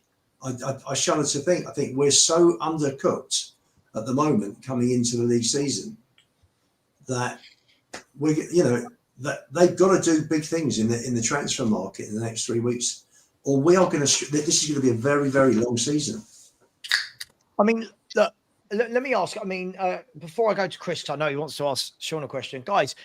How many goals can you see us scoring? Like, where are the goals being made up from? We've got players in this squad. None of them. Solanke's had one prolific season in his entire career. He's going to be 28 next month, right? He's had one prolific career. Where are the goals coming from? Who is scoring the goals at Tottenham Hotspur as things stand? I think Pape Sarr will score more goals this year than he ever has. I think I'm being optimistic here, but I like what I've seen from him. I think he's a player that, if coached well and developed, this is presuming that no one else comes in. I think. But will he start that many games, Sean? Like, does he start loads of games to get those goals? At the moment, I think based on pre-season, I think he's the best player in our team. Based on, or maybe kudos, but I think that Pape Sarr's been very impressive in pre-season. So I think he'll pop in with, like, you might get six goals out of him, 7-8 goals out of him, and if you do, that's great from an 8, right? That's a really nice chip in. Sure. You hope that Kudus is going to contribute, but I actually fear the pressure and the reaction from the fan base, not because of his fault, but because he hasn't got the support from other players and because of injuries. Yeah. That if he doesn't score 12, 15 goals for Tottenham this season, then I think the fan base are going to turn on him and start calling him a waste of money, and the West Ham fans will come back in and start, egging that, amplifying that narrative. And he's someone that's a little bit mentally volatile anyway, so you don't want that to happen. So you have to be patient. And I agree with everything Lubo says, obviously, that there has to be some changes. At the moment, you have to also, if we're just looking at the squad as it is, you have to think that, or have to hope with your fingers crossed, that Dom Solanke being repositioned into a traditional 9 that doesn't have to do all of the kind of sacrificial lamb stuff that he was doing under the Ange system, that you might get back to something like a confident, brilliant version of him. And look, as much as I hate to say it, again, on the provision there's no one else coming in, you might even think that if Richarlison gets a few minutes, that he might get back to some vein of form like he did in that last window when he was fit, when he got 10 goals in 10 games. But other than that, you're looking at 8s like Bentancur and Bergvall to chip in, which don't happen. If you're looking at the back line for set-piece specialists to come in and get their head on the ball, then the one guy that we probably shouldn't be sacking or selling or loaning out in that regard is probably Vuskovic. I think that guy offers a lot of value at the top end of the pitch, late in games, banging the ball in. He's 6'4". He's got a monster leap on him. If we're utilising set pieces, I still can't for the life of me get my head around why it is we're loaning him out. If the argument is that he won't play that many minutes, at the moment, when you look at how few centre-backs we have that are fully fit, and the fact that this guy is a value proposition for me from set pieces and otherwise, why on God's green earth are we loaning him out when he could be the candidate to get us a few late goals here and there with his ability? He already did it in the first 9 minutes of his time at Tottenham. He got an assist, a goal, and a goal line clearance. And we're loaning him out to Hamburg? Like, it doesn't make any sense unless Tottenham have got plans to bring players in. But every day that goes past where that doesn't happen, I understand why the noise is getting amplified in the negative. But so, if we've got 67 GA we have to replace from... There's a lot of responsibility on Tell, Odebear, Brennan Johnson. And I don't really have faith that... I think Brennan Johnson was the beneficiary of a very specific utilised model. I agree. If you're asking Solanke to do more and be more selfish, then the victim of that is going to be Brennan Johnson has to rely on his own skill set, not other people's, to be able to be in the right place at the right time. And so I think if you do ask more from Solanke, you're going to get less of the output from Johnson. So it's a massive problem. Yeah, massive problem. Yeah, I listen. I slightly disagree on Vuskovic. I think at his age, I think it's important that he gets games. I think it's important. I think he will get games, mate. You got the only people in front of him in the queue right now are Danzo, who's fairly consistently fit, but Van der Ven misses 50% of games and Romero misses about 30% of games or whatever it is. So, he will get minutes at Tottenham. He will get minutes. Yeah, I want to see how good he is. I feel like there's a lot of hype on this boy. I want to see how good he is defensively. Everything he gets mentioned about him is goals. and attacking. Whenever I've seen him play defensively, I'm not convinced. But how are we going to judge that by him going? He did very well in Belgium last year. Are we saying that Germany's the right league to test to check him out? I think if he goes to Germany, even if he goes top half of the championship, but play every week, play week in, week out. Go on. Do you know what? The way I see it is this: if he's that good, if he's what everybody makes him out to be, go to a top half championship team or go to a Hamburg, go and be in the team of the year. Go and get rave reviews. Do you know what I mean? Go and stand out. For me, though, I don't think he's in the Belgian team of the year, right? Yeah. Listen, I'm not doubting it. I just think that I think that at that age you've got to be playing, and I genuinely don't think he'd get a lot of games this season at Spurs. Look, there must be a reason why we're so linked. They hold my beer. Yeah, sure. But there must be a reason why Spurs are so heavily linked all year, Sean, with a centre half. Yeah. Like whether it was Zabanyi, whether it was De Winter, whether it was Collins, whether it was Estevez. Leone's, Lukumi, there's loads of them. Yeah, Scalvini. Right? We are linked. And then you've got the problem, and I get it, right? And this is what I always say about the young players. I get it at the moment. While Dragashin's out, we go, okay, you've got, Antakai's out. You go, oh, well, we've got Van de Ven Romero, you got Danso. So those three will definitely play above him. Davis will, at this stage, he will, whether we like it or not, he will. Then what happens when Sakai and Dragashin are both back? Now, all of a sudden, Vuskovic has gone from, he could get minutes to he's nowhere near playing football. Now you've got a young guy with no reserve team football, not getting any. It's catch-22, isn't it? It's catch-22. I get it. What I would do is loan him, but with an immediate recall option. That's what I would do. Yeah, I'd do the same. That we can have a recall at any moment so that if Van de Ven and Romero both go down, right, now you can recall the guy. But going back to the goal situation, I mean, Chris, I'll be honest, I'm not looking at any of these forwards. I'm not looking at any of them thinking that they're going to score loads. And I think Sean's got a great point about Kudus. Somebody said to me yesterday, the problem you've got is you've got a very technical, powerful player in Kudus that you watch. You can tell he's a great player because you know why? Whenever he gets the ball, he looks up, right? Footballers who look up are good footballers. He looks up, you can see he's going, right, where's my playmaker to do a 1-2 with? No one there. Where's the forward I can do a 1-2 with? No one there. I've got Richarlison. So at the moment, what we're all expecting as fans is Kudus to get the ball round 5 men and slot the ball home. What he wants is technical footballers to link up with, Chris. Is anything that I've said there fair or? It's all completely fair. I'm with you. I don't see where our goals are coming from. What worries me about Kudus isn't Kudus. It's that it's so obvious from pre-season that the only way we've got when we're defending to move up the pitch is to get the ball to him. You just stick 2 people on him. He can't then hold the ball up. He needs someone to lay it off too, right? He needs someone else to hold the ball up and then play Kudus in. But we literally have one guy. So we now, when we're up against better opposition, not only are we not, if we're against poor opposition, I worry about how clinical we're going to be. We're going to need multiple opportunities to really score. I think our XG might be, or I don't even know what the terms are these days. Our expected goals versus the actual goals we score might be quite low. But XG minus G, I think it is. Yeah, whatever it is. Expected goals minus goals. Yeah. It is. Yeah, he's right. But then when we're up against better players, I don't see that we've got any threat really on the counter because we can't get up the field. So we've got to. I mean, I'm with Luba. We've got to do business. I've been relatively calm. I'm more on the Sean side, I guess, about let's see what happens. But as the days go by, you can't help but get more and more concerned. 23. Right? The only thing the only thing I'll go back to, but I think I said to you, Savva, when it happened, the interview with Levy and Vinay did buy a little bit of patience from me because I don't think they're stupid men. That's gone through. It wasn't live. They know what they've said. It's gone through an editing process. It's been agreed and then released. They know the consequences of it. Although I said, when I said this to you, I said, for that reason, I'm prepared to see what happens. Although I still sort of expect at the end of it, I'll look like an idiot for thinking it was ever going to be any different. So that window is narrowing. That they've really got to back up what they're talking about by. I think it's a bit stupid of the fans that say, "Oh, he said he's going to win the Premier League. How are we going to do that this season?" Well, of course we're not going to do it this season, but we need to start closing the gap, right? And at the moment, I don't see it. Chris, yeah, I'm really concerned. I'm not concerned that we're going to be 17th. We're going to be far too difficult to play against. Teams are rolling it over so easily, like towards the end of last season.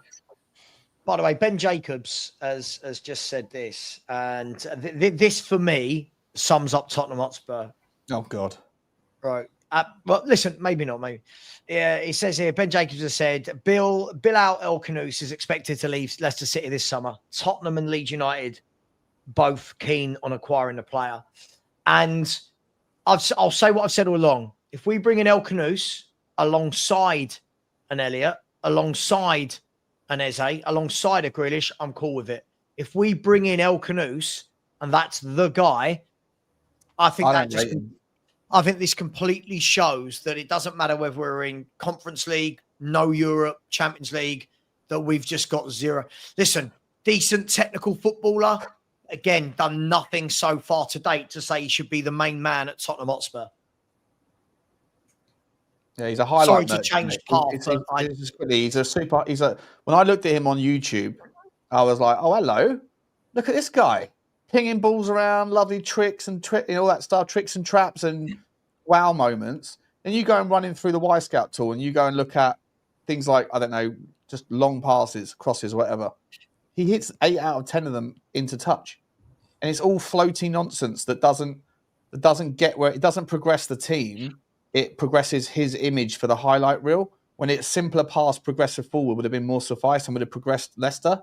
He does these loopy, loppy bollocks over the top to the other side to spread the play, but the other guy's not advanced. He hits it behind them or he bangs it out of touch.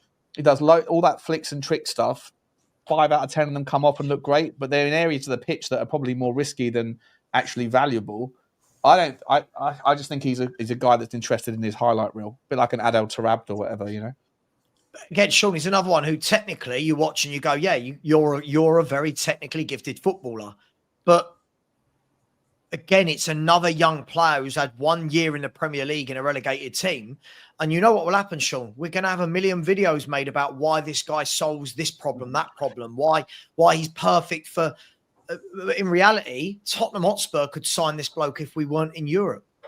Tottenham could go to Leicester City if we had no European football at all this year and go, yeah, we'll have him, please. And that's no disrespect to Leicester, but we are Tottenham Hotspur. That, for me, Chris Lubo, is, again, it will just be another one where you go, you're mugging us off. You're mugging us off. All I'll say, because I don't want to get into this whole debate again, we support a team that are lacking in ambition completely. You can see by the transfer window, it's no, whatever we do, it's always last minute, opportunist, trying to get deals done. There's nothing's done properly like a big team. This is a big club. We have a net spend at the moment, I think, of 44 million at the moment. Where you look at Takai, Pelini alone, Sonny less, Kudus less, Sonny and Keeley. So 44 million net. 45 million net, and we're not including Matisse, Tell, or Danzo then. Don't they drop into January? Yeah, those were planned. I'm just talking about this window, Sean, because those were arranged in the previous window, so they would have known that they would have been coming in. Connor, you're Mr. Levy-nomics in the chat. Do the consequences? Listen, it's very easy. Very easy. Chris, you mentioned before about Vinay and Levy talking about we want to win CL and PL, and then Levy turned around and said, we want more now. We've got the taste for it. Yeah, we're not set up. We're just not set up to compete. And I have this conversation, and I hear a lot of people in the comments, and I mean Philly's just said in the comments, not picking on you, Philly, but what you said is what a lot of podcasters say. Oh, but we're a Champions League team this year. Yes, we are. We're a Champions League team. We got in via the back door, but let's be realistic. we were 17th. We're not a serious Champions League team. Let's build the club up the way it should be built up. Let's do it properly, and let's become a strong Premier League team first before we start thinking about Champions League team. Let's do a step at a time. Champions League team is for the best teams in Europe across all the countries. We are not one of those best teams in Europe. We're there because we were the best team in a really poor second-tier tournament last season. Let's be fair. Let's be fair, right? Oh, look, Connor leaving Omics. He wants the link. Oh, he wants the link. It's happening, ladies and gentlemen. It's happening. Let's be fair. Quickly, I've only got 5-10 minutes before I have to take the dog out. So, I know that Chris wanted to ask me a question. Can we? Yeah. Sure, go for it. We'll come back to that. Okay. Go, Chris. Yeah. To be honest, it's just it's probably a simple yes or no. Really, I just want to run something by you on the whole wage to revenue ratio thing, because you know you're very erudite in the way you come across, which is why I like listening to you, and I think you talk a lot of sense. But I don't always think necessarily that then. I think some people just let it go because the way you put your point across is very good. So on that, let me just check I'm not misrepresenting. Okay, so wait. So it's a nice way of saying you sound very cool, but you're probably full of shit. No. So I'm gonna... I don't you disagree. Sound very with what clever, you said. but you're thick as shit, mate. You're like...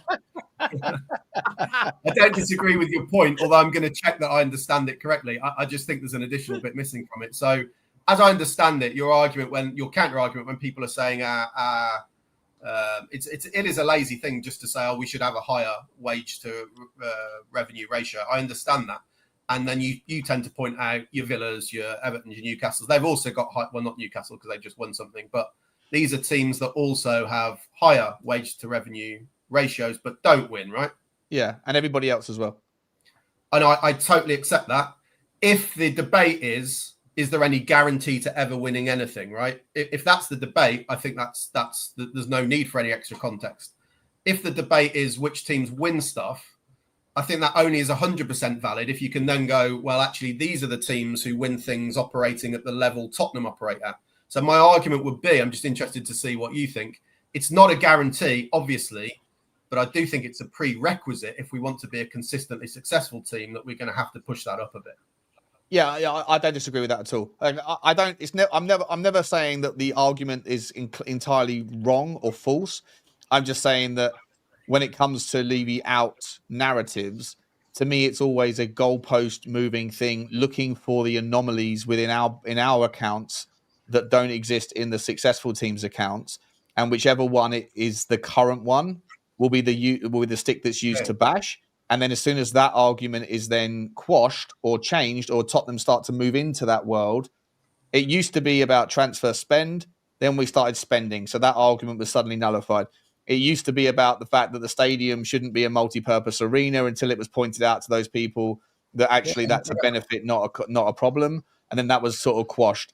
And so I think there's absolute legitimacy to say, yes, the teams that are successful, and there's absolute correlation with the notion that those that spend more and pay more have a higher likelihood of success. 100%, I'm not going to argue that.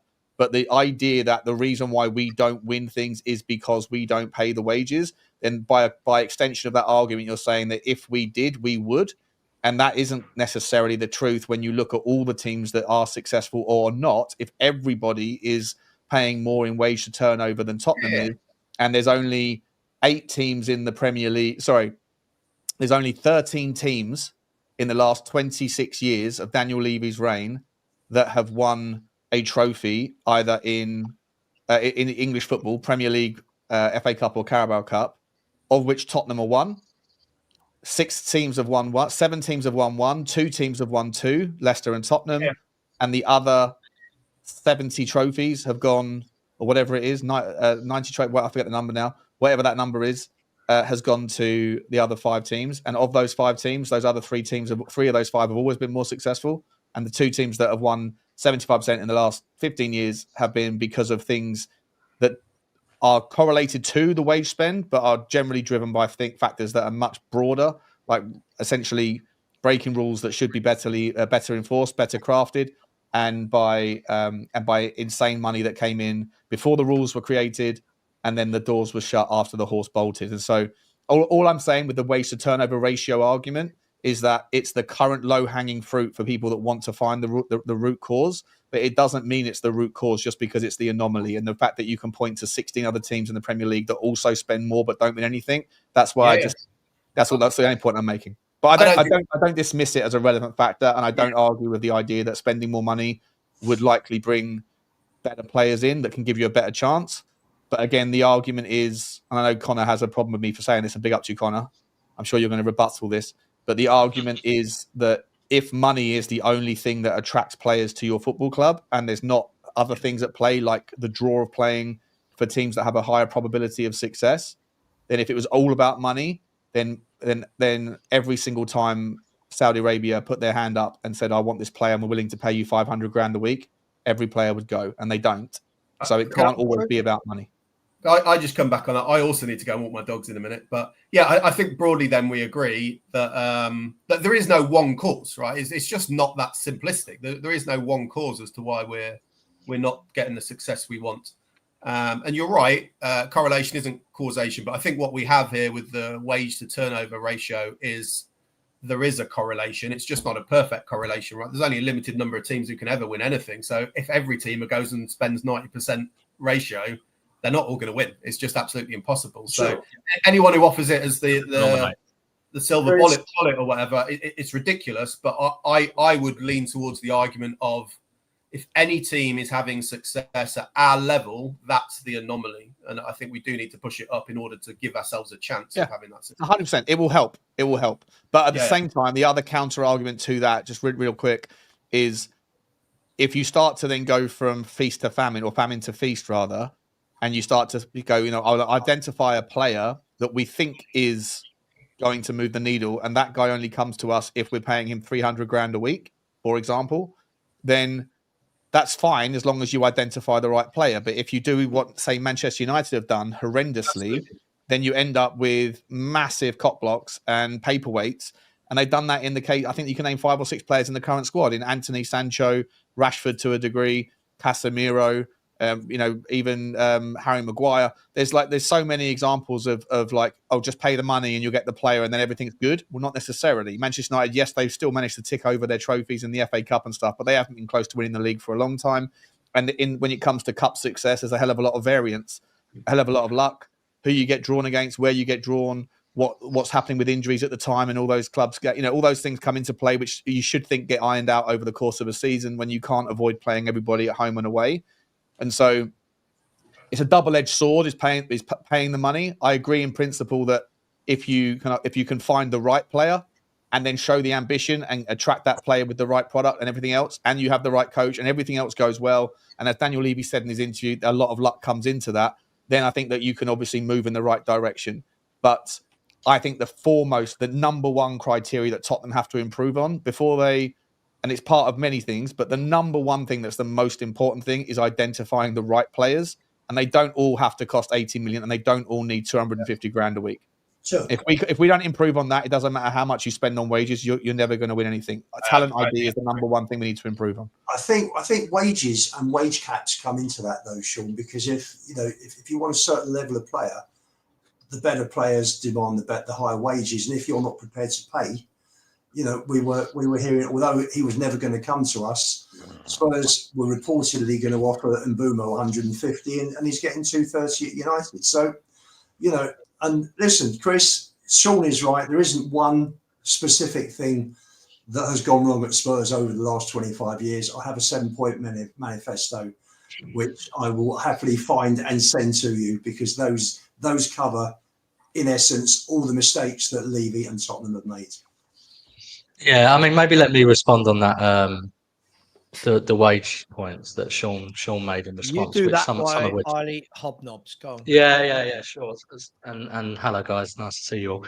I think some of which is what you said is definitely true, Sean. I think if someone is framing the argument that increasing wages is literally the silver bullet to mean that we're going to then suddenly win the Premier League and Champions League, that's not, that's an illogical argument because of the reasons you set out, right?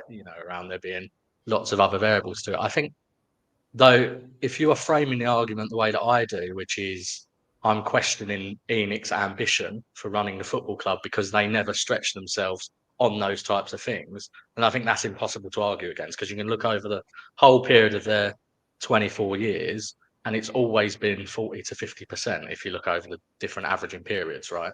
Whereas every other big football club is between 50 and 60. And you make the point around clubs that are lower than us, which I get, but in some ways their wage to revenue percentage should be higher than ours because their revenue is lower, so the denominator is lower.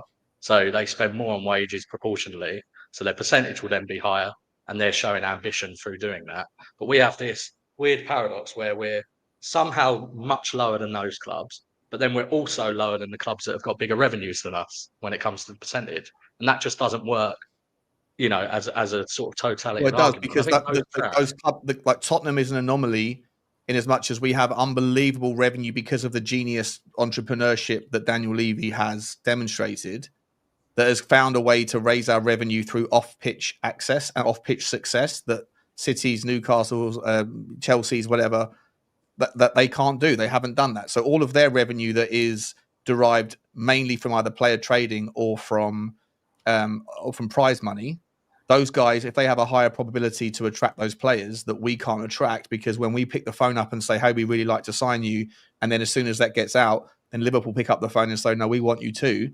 We don't have that ability. So it's not as quite as clear cut as you say, that we're in a paradox where it's understandable on one side but not on the other. It is on the other when you realize that Tottenham's revenue number, the denominator, is as high as it is, not because of our on-pitch success, but because of the genius that runs the football club and his business metrics off of it. So it's a different. The factors that are generating the denominator are different, and therefore some validity in to the that. draw, I mean, the appeal in the draw that will affect the numerator is also different. Some validity to that, but then you can still make the same argument that no, because one, you made a point about player trading, which isn't even included in revenue when you do the wage to revenue calc, so that wouldn't impact it. But on-field success, clearly does, because obviously that then drives Champions League money, etc., etc. Our best years for revenue have been years when we've been in the Champions League, so you could also argue that, you know, if we had spent more on wages, we'd have a higher chance of success in terms of getting back into the Champions League, and therefore you would drive this percentage down overall anyway. I think, look, there's clearly some validity to the point you make about on-field success versus the fact that we've had to make up the revenue shortfall through diversification of revenue and clearly building the stadium, etc., etc. But we were the 6th richest club in the world, in the Premier League, when ENIC took over. You know, it isn't like we've suddenly gone from 15th to 5th. We've gone from 6th to 5th. So a lot of that revenue, there's other things that have a lot of changed. that revenue growth has also been as a result of the Premier League money boom. It's yeah, not but what else has changed? What else has changed in that time, though? Since Daniel Levy took over, there were no FFP, there was no PSR. Chelsea got in and changed the entire rulebook, and so did Manchester City, and they are the team that have taken up 75% of all of the trophies in the last 15 years. That's a different argument. If you want to have a fair comparison, you can't just look back into a time when the rules were entirely different. But you have to that's a different argument. You're now pivoting the argument to, you know, the chance of winning trophies over that. I am because that is what allows you to draw the players in that command the highest wages and that won't be lead balloons on your squad for the next 4 or 5 years. How did Man City attract players in their first year? What did they do? Spending lots. In first year? When? First year of when? In the first year of the Abu Dhabi group taking over Man City, how did they attract players? They were already spending money by the Thai guy that was in charge beforehand that was completely corrupt. They were already spending big money. They attracted players by inflating wages, Sean. That was the way that they attracted players. So they and clearly there is no one's arguing that we should be signing Florian Wirtz right now. You know, we're making the argument we should be. But hang on, you're moving the goalpost. So you just hang on. You just accused me of moving the goalpost towards the probability of winning trophies, and the overarching narrative of the argument is based on the idea that we should be able to be buying wages, increasing the wages that hopefully will lead to success. And the counter argument to that is if you just spend money on players that are not necessarily the top players, but you pay them big money, then you end up with paper weights and lead balloons. And the way that you counteract that is by getting the best players that do demand and do command the best wages, but actually add value on the pitch. And those players are always interested by or to and from, they always have interest from the teams that already have the higher probability of winning success, so it's easy to sell, which is going back to the point of the likes of Luis Diaz. When Tottenham were going to sign him, as soon as we were interested, Liverpool picked up the phone. As soon as Newcastle were trying to sign Ekitike, Liverpool pick up the phone. These things happen day in, day out. And so paying the big wages is one thing. Being able to attract the best players that actually move the needle on the pitch is another. And those things are very difficult. If you're trying to converge the two and pay the big salaries, then you're probably paying the big transfer fees for the best players, the best potential. But every time you're trying to do that, or Newcastle are trying to do that, someone else like City comes in and says, no, come to us, and or Chelsea or Liverpool. And the reason why those players say yes to them and no to us is because those guys have got a higher frequency, a higher probability, and a higher recency of winning trophies in those two particular teams, Man City and Chelsea's case, because they broke the rules or got in front of the rules before the rules were made in the first place. Both of those teams are still currently being investigated by the PFA. So to me, I just think that the argument is simplified for the purposes of pushing a narrative, but actually when you break it down, it's wildly more complex than just saying pay more wages, get better players, equals better chance of success.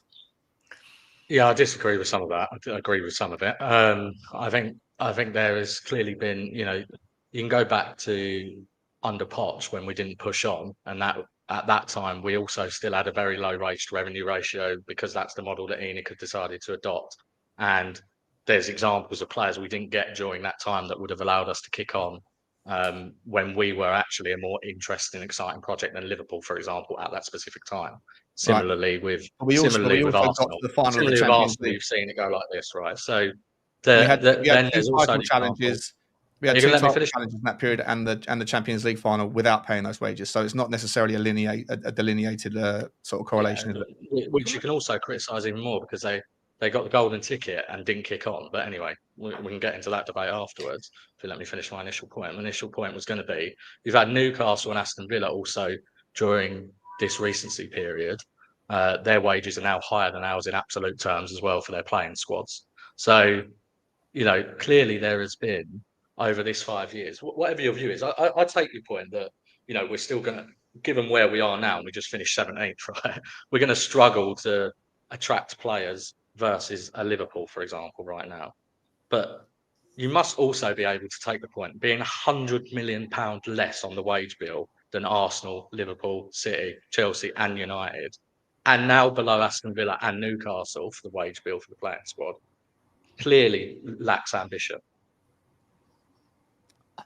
I mean, yeah, if that's the way you want to summarize it, but I don't think that's a clear argument. I don't think it's like that the science is settled on the argument. As I said before, I think it's massively complex. I think you don't know the situations. I mean, look, Aston Villa have shown all this quote unquote ambition. Now it's time to pay the piper, and they're cop blocked themselves. And what have they won in the process? Nothing. Yeah, but they've gone from the Championship into the Champions League. Sorry, like, you've got to look at the original reference point. They've gone from being in. Say that last part again. The first sentence. Sorry, you've got to look at the original reference point. You're saying clearly that all right, they're struggling a bit this summer, although they've just signed Gassand, and obviously it's a bit more difficult for them because of how overly ambitious they were, perhaps, to accelerate the project. But their reference point, they was in the Championship, they were in the playoff final when we were in the Champions League final, and they've gone from that to playing Champions League football. I think their fans will be pretty happy with that. Okay, well, we've been in European football for 15 of the last 17 years, mate.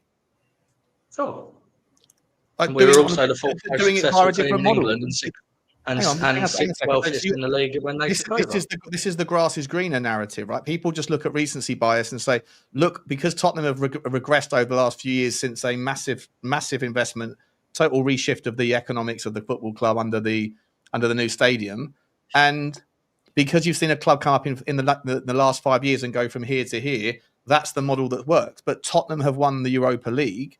Aston Villa haven't won anything. And if you're making the argument about Aston Villa are in the Champions League, that's something to celebrate. Well, first and foremost, we are also in the Champions League, doing it via our version of football. And second of all, we've been in Europe, in European football for 15 of the last 17 seasons via our version of football. So, we've won more than Aston Villa, and we've been doing it more successfully, more frequently. And if you're just using the fact that Aston Villa were in the Championship 5 years ago, then are we using the baseline of they were in the Premier League forever? They got relegated because they were shit. and then they've come in and done this, and then now they've been caught with an overspend. Yeah, Tottenham, just if you go all the way back, because we're based on this, we're Tottenham Hotspur, we're a Munster club. As I said 1,000 times, and I'm so over repeating it. If you're going to use the past when Tottenham were very successful getting trophies, then by a correlation and a contextualized argument, you have to compare to other teams that also were. And Aston Villa was one of them. We're bigger than all of those teams. We're much bigger than those teams. Hang on. Before you do that, I think Connor wanted to go in, and then I wanted to. I'll let Connor finish his point, and then I'm going to jump off because I've got to take the dog out. Sure. Yeah. Come. Yeah. The only point I was going to make is obviously you can't. When you compare to Aston Villa, you've got to give the context of what their current ownership is now and whether that was a better move for them versus what their previous one was, right? And I think no one could argue, as you know, and I suppose you can't cherry pick when you want to use the Europa League argument to suit this argument and then say, well, yeah, but we should have sacked Ange, even though he won the Champions League, the Europa League, because I think then you'll say, that was clearly a competition that we were favourites to win. And we finished 17th. So you can't use that to support that we're not on the decline under Enid, because we clearly are. What's Ange got to do with it? Last season. Why are we talking about Ange?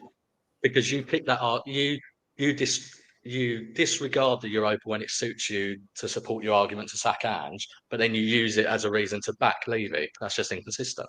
To use your own questioning of logic. I backed Angepostecoglou for 2 years. It was only right at the end. I wanted him to go because he was full of shit, not because of any particular outcome. Yeah, I agree with that decision, but you can't cherry pick when that argument about the Europa suits you and when it doesn't. Either that was a great. I didn't disregard the Europa League on an Angepostecoglou argument at all. I said I think he did really well to do it. I think he did really well to do it. I never disregarded Europa League in the argument. I just don't like Angepostecoglou. Fine. There's no hypocrisy in my argument. But now you're using the Europa as I've always used the Europa League as an argument to say that Daniel Levy deserves the credit that he never gets from people that hate him, because you all asked for a trophy. You got the third biggest one that you could ask for, and you never gave him any credit. It wasn't enough of a reason not to sack the manager, which I agree with personally, but it's the same reason why I don't give Daniel Levy wholly credit for it. I think you're being inconsistent. I'm not saying you personally. I'm saying the argument that the buck stops at people that use the buck stops at the top argument. I never gave Daniel Levy the credit. I never did. I always said that people that are employed and paid handsome amounts of money should be held accountable for their own performances. So I never gave Daniel Levy the credit for the Europa League, but those people that do hold him accountable for everything that goes wrong with the football club, if that's your argument, your logic, and it certainly is Lubo's, then I say on your basis, on the logic of your argument, not mine, then on that basis, Daniel Levy is responsible for hiring the people that delivered the trophy. Therefore, he gets the credit. But Lubo, for example, says, no, he was lucky, which is, again, a disingenuous use of cherry-picking narratives. But that's not the argument I say. I say that Ange deserves the credit, the players deserve the credit, the coaching staff, and the team, the footballing side of the operation gets the credit for the trophy. And I think that Daniel Levy gets the credit only in the argument of he employed those people. But I don't use that argument of everything at the club is responsible, is held at the feet of Daniel Levy. If I did, I would still come to the same conclusion that he's a very good chairman relative to everybody else that's out there. And for me, I think that I'm always entirely consistent with the narrative of how I appropriate accountability, but other people are inconsistent, and that's where I have a trouble. I don't even care where people land on the Levy in, Levy out argument. Just tell me your argument, tell me how you get there. And if it's consistent, then I'm fine with it. But when people are inconsistent with the appropriation of logic, then that's when I call them out. That's all I ever do. People think I defend Daniel Levy. I don't. I just defend logic. No, I don't. I mean, I've just seen the comments. Someone has just asked the question, how are me and you friends? Just because we disagree on this.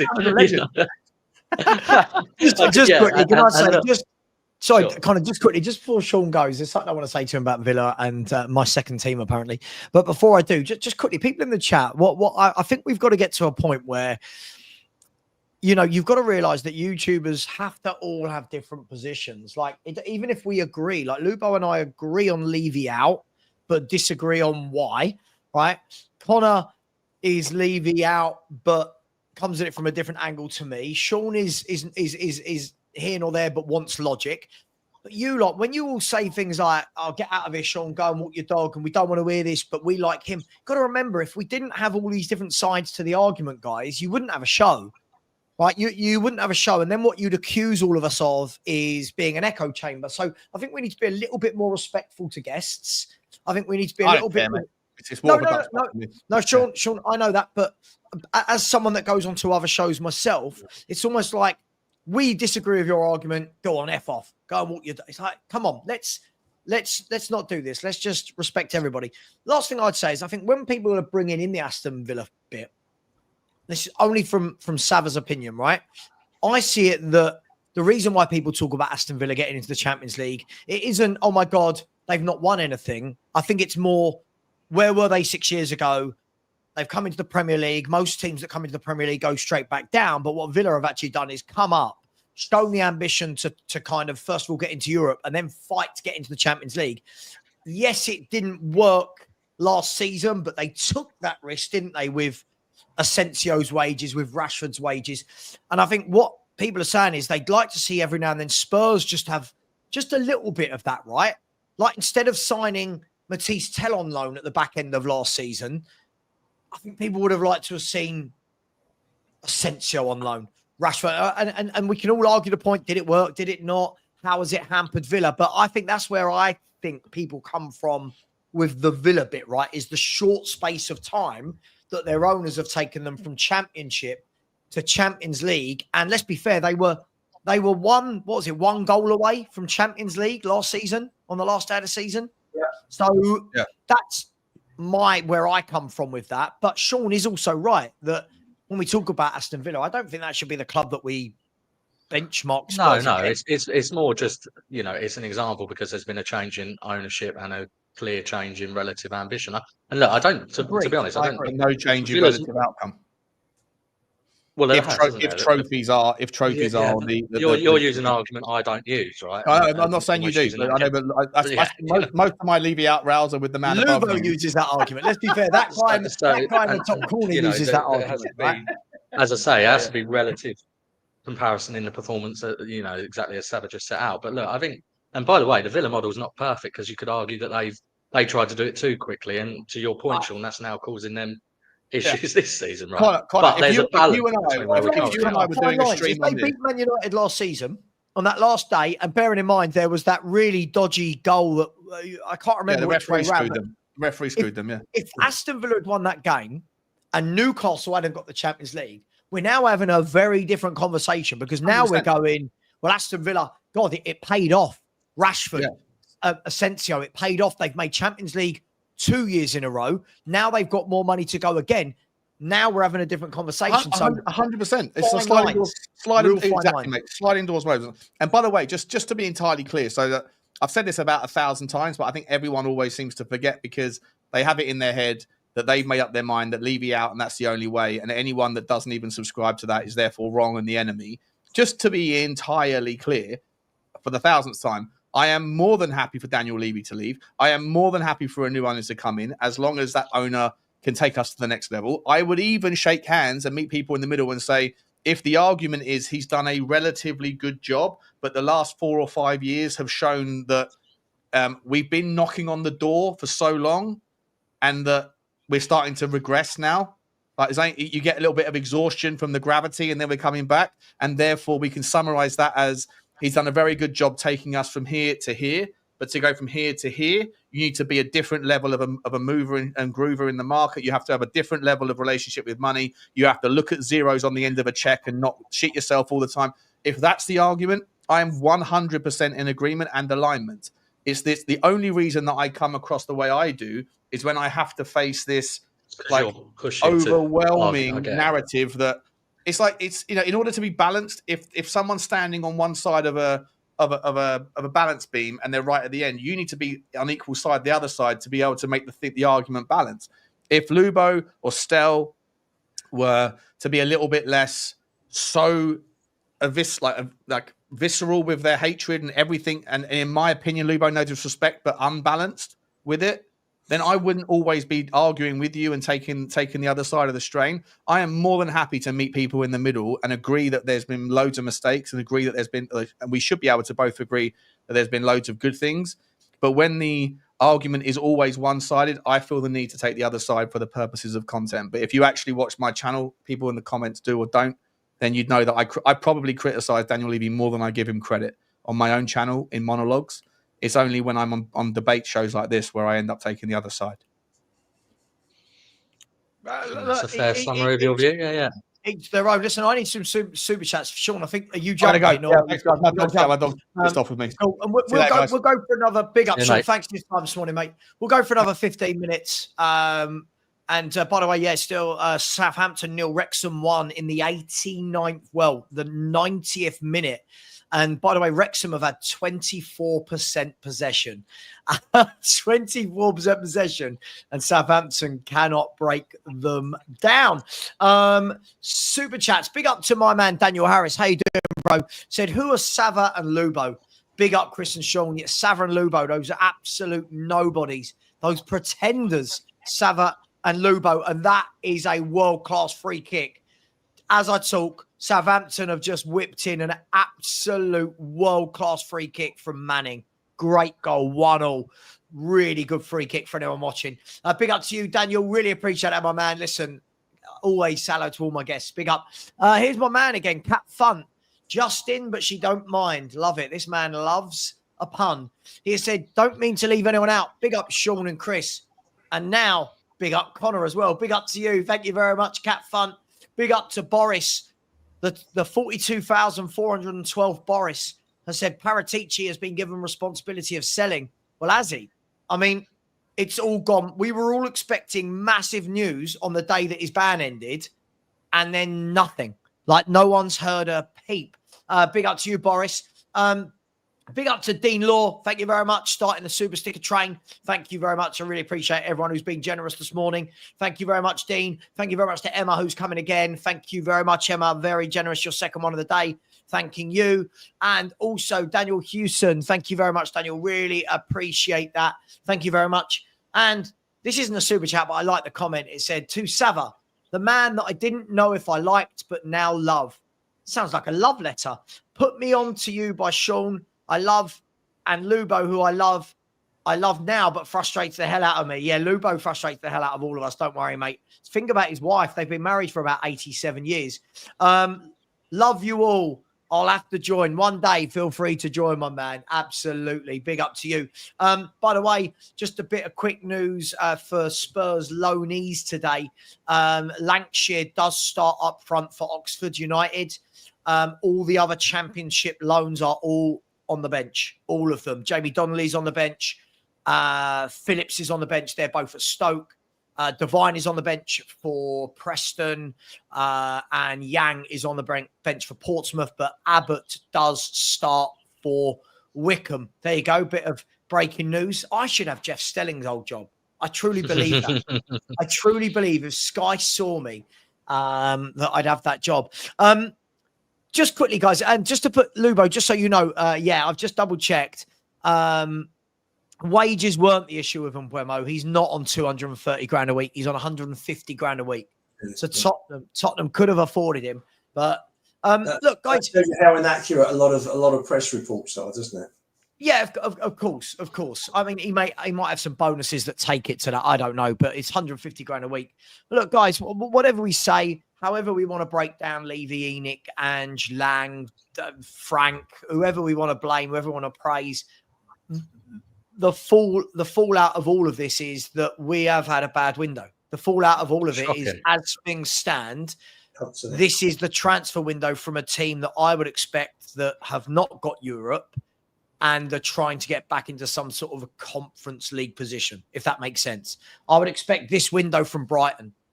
I would expect this window from those teams. Is that fair? Sunderland's has been better, isn't it? Sunderland's has been better. And Leeds and Everton. You know, and look, I think that people need to get the context of the fact that, you know, we finished 17th last year. We got the golden ticket of Champions League money, which they couldn't have anticipated or hoped for, given, you know, they couldn't have banked that was coming in. So that came out of nowhere. You hire a new manager who wants to implement a different way of playing, you know, new systems, new tactics, etc. And then this is how you back him in his first window. And, you know, the constant moving of the goalpost. First of all, it's going to be, wait until 1st of July hits. Then it's going to be, wait until the pre-season tour. Then wait until the Super Cup. Wait until the first Premier League game. Wait until the end of the window. You know, we play for 9 points by the end of the window. So even without getting into the fact that you should give the manager the best chance of success by embedding the players early so that they get a full pre-season, that's 9 points that are at risk potentially without signings coming through the door.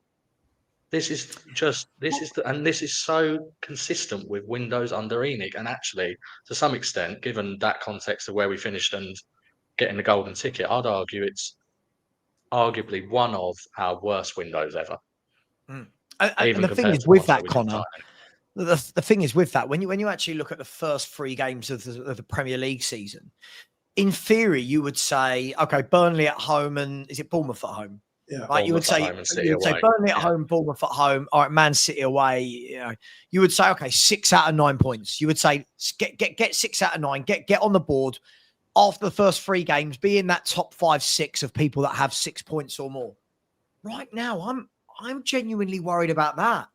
I'm genuinely worried about how any of these teams that come to White Hart Lane and are going to play with men behind the ball, I don't think we've got the guile, the goal scorers, the craft to break it down. And that is not where we should be sitting as a fan base 7 days before the start of the Premier League season. We should be sitting here right now, super confident that, God, look at that number 10 we've bought. Look at that left winger and that striker. God, isn't this exciting? But we're weak. I'm going to argue it. I think we're weaker than last year. I think we've got a weaker squad as it stands than last year.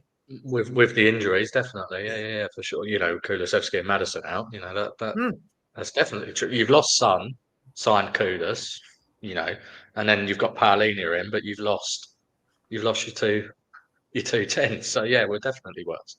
Yeah, it's mad. I mean, look, Lubo, is this? I mean, who would you expect to have this sort of window?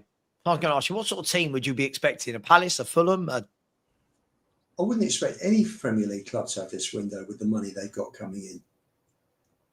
In fairness, I think it's an absolute disgrace, pure negligence, and for Levy to come out, who's Southampton. Southampton have scored in the 96th minute. Well, it sounds as though that's deserved based on very deserved, yeah. Based on the 2 interviews that Levy's done. If he doesn't pull it out the bag with some big buys between now and September the 1st, he should quit. There's no doubt about it. He does not deserve to be our chairman. To come out and say what he said and then be in charge of a transfer window like this. Yeah. The problem is, Lubo, that nothing really changes until the ownership changes, does it? Absolutely. Until ENIC go, because, you know, from their perspective, Levy's done a fantastic job. He's going to get them the biggest ever return on their investment for a football club. You know, ever. Now talk to me about the football side. Well, no, I know. Oh, exactly. Yeah. But he's done a great job for him and Uncle Joe. Fantastic job for him and Uncle Joe. You know, to take it from a valuation of 76 million when they bought it. But let me ask you this, Lubo. Let me ask you this. But what about the football? This is a football club. But let me ask you this. This is the one thing. Call me deluded. It's fine. Call me deluded. That'll be the politest thing I get called today in my YouTube comments. Right? Call me deluded all you want. But the one strand of hope that I've got left, the one string left to pull has got to be, they can't be, like Chris said, they can't surely have come out with that interview, both with Gary Neville and the one with Vinay and Levy, saying about we want more success. Don't forget the notion of winning the league and the Champions League. That's nice to say, but we know it's not happening, right? Saying that I've seen success, I want more. Saying that we're going to back the manager. Saying that we are hungry for success. To then not deliver a top transfer window after he's done that, surely the ramifications for that man, surely he's gonna look professionally in the mud, if you will. I'm sure there's a better phrase for it. Sure. Yeah, I mean, he doesn't care. Look, I think he doesn't care. I think when he did the interview, I made the point at the time that it's really odd timing for him to go and do that interview because he's going to be judged on it immediately because we were in the middle of a transfer window. If he'd done it, in November, time would have passed. People would have forgotten a little bit about what was said. But obviously, the timing of the interview meant he's being judged completely. To your point. If he had done that 3 weeks ago, we're all going, "Oh, well, you've left it too late." Well, exactly. Yeah. That interview was done right at the beginning, right, where we're all going, right "All right, come on, Daniel, show us what you're made of." And Vinay, by the way, he's co-signed that. But look, I can pick out loads of examples over the years where he's said certain things to string along fans, and clearly this is just another example of him doing that. I think it's how many times way, Connor, to treat fans? I think it's disgusting. I think it's absolutely outrageous. You think people that support the club in whatever way they can, whether they're traveling around the world or whether they're just following it from home, we're all the same. We're all fans of the club, and to treat everybody like this, I just think is appalling. It's just appalling. It just reminds me of what he said to me, at the AGM. It's a privilege for you to come and see your club. No, Daniel, actually, it's a privilege for you to be chairman. Now pull your finger out. You've wasted 24 years and start acting like a chairman. I completely agree. I mean, look, you only had to watch the Neville interview as well. And I mean, I watched it twice, actually. I put myself through it twice because I just wanted to pull apart the shit that he was talking. And look at his reaction when Neville raises the question about fans saying that you don't spend enough on players. And look at his reaction when it comes to, oh, well, we've been in this many finals, but I don't pick the team and I don't motivate the players. He shirks any responsibility or accountability. That's he's a raging narcissist and thinks he's done an amazing job, which, as I say, has in terms of for ENIC, but not for us as football fans. And that's the crux of it with him. So if you're watching, Sean, he's done an amazing job for ENIC. Fantastic job for ENIC. But Sean, for me and you, what's Levy done? Sean ran away to walk his dog once I came on, Lubo. That's what it was. Isn't the shame of this that one or two really good signings can change the complete tone, mood, and season? Isn't this the worry that Spurs could go out right now, buy Eze and a top striker or a top left winger or all three, and all of a sudden, the feel-good factor's back. People aren't worried. Like if we were going into let's say we were going into Burnley, Bournemouth, Man City, whatever, with Vlahovic up. Just example. Let me go easier. Wissa up top, Eze in the 10, and Grealish on the left with Kudus on the right. Sure. Suddenly I'm going, okay. There's no excuse why that team does not finish in the top 5 or 6.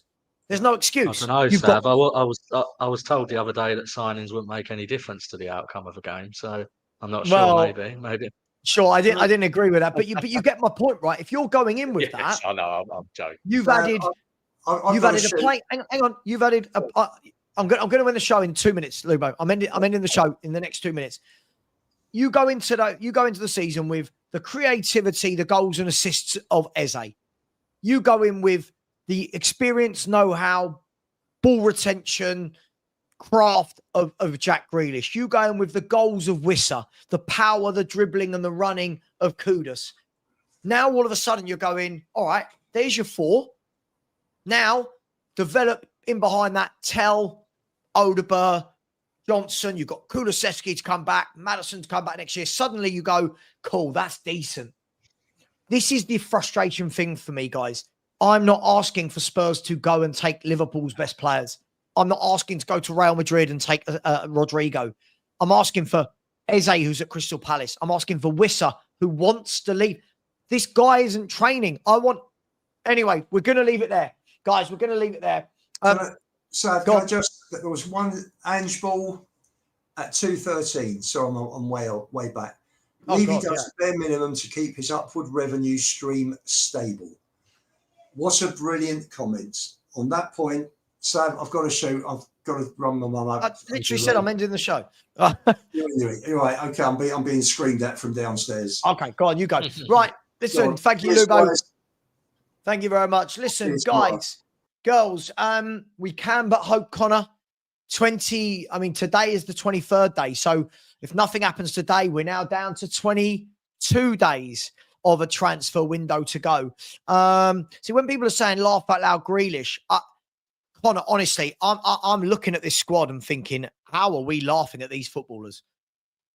I'm literally looking. You'd me in the 10, wouldn't you? Do you know what I mean? It's Connor, right now, I'll have you in the 10, me in the 11. Like, honestly, when people are going, who are we getting better? Guys, we're linked with people like Canoes, and we're turning down Jack Grealish on a. By the way, Jack Grealish on a loan. I'm not saying you have to go and spend 50 million on him. Go and get Jack Grealish on a loan. What's it? 15 million a year it would cost him wages, right? So you're getting Jack Grealish for 15 million for a year. Let him come. Listen, I can't do this with Spurs fans. We want better, and then when we're offered better, people go, "No, I don't want him." Listen, gonna leave it there. Let's see what happens, guys. I'll be back tomorrow. I'll probably have a video later. I'll be back tomorrow for the Spurs review. But listen, thank you for all your support. Thank you for the likes. Thank you for everyone that subscribed. I'll put the link in again. If anyone would be so kind to subscribe, we're edging closer now to 21,000, which is amazing. So thank you very much. Take care. Connor, thank you very much. Have a great day. Go and enjoy the 3 o'clocks in the Championship. Well done to my second team, Charlton Athletic, for a 95th minute winner at home. Take care. And as always, come on, you Spurs.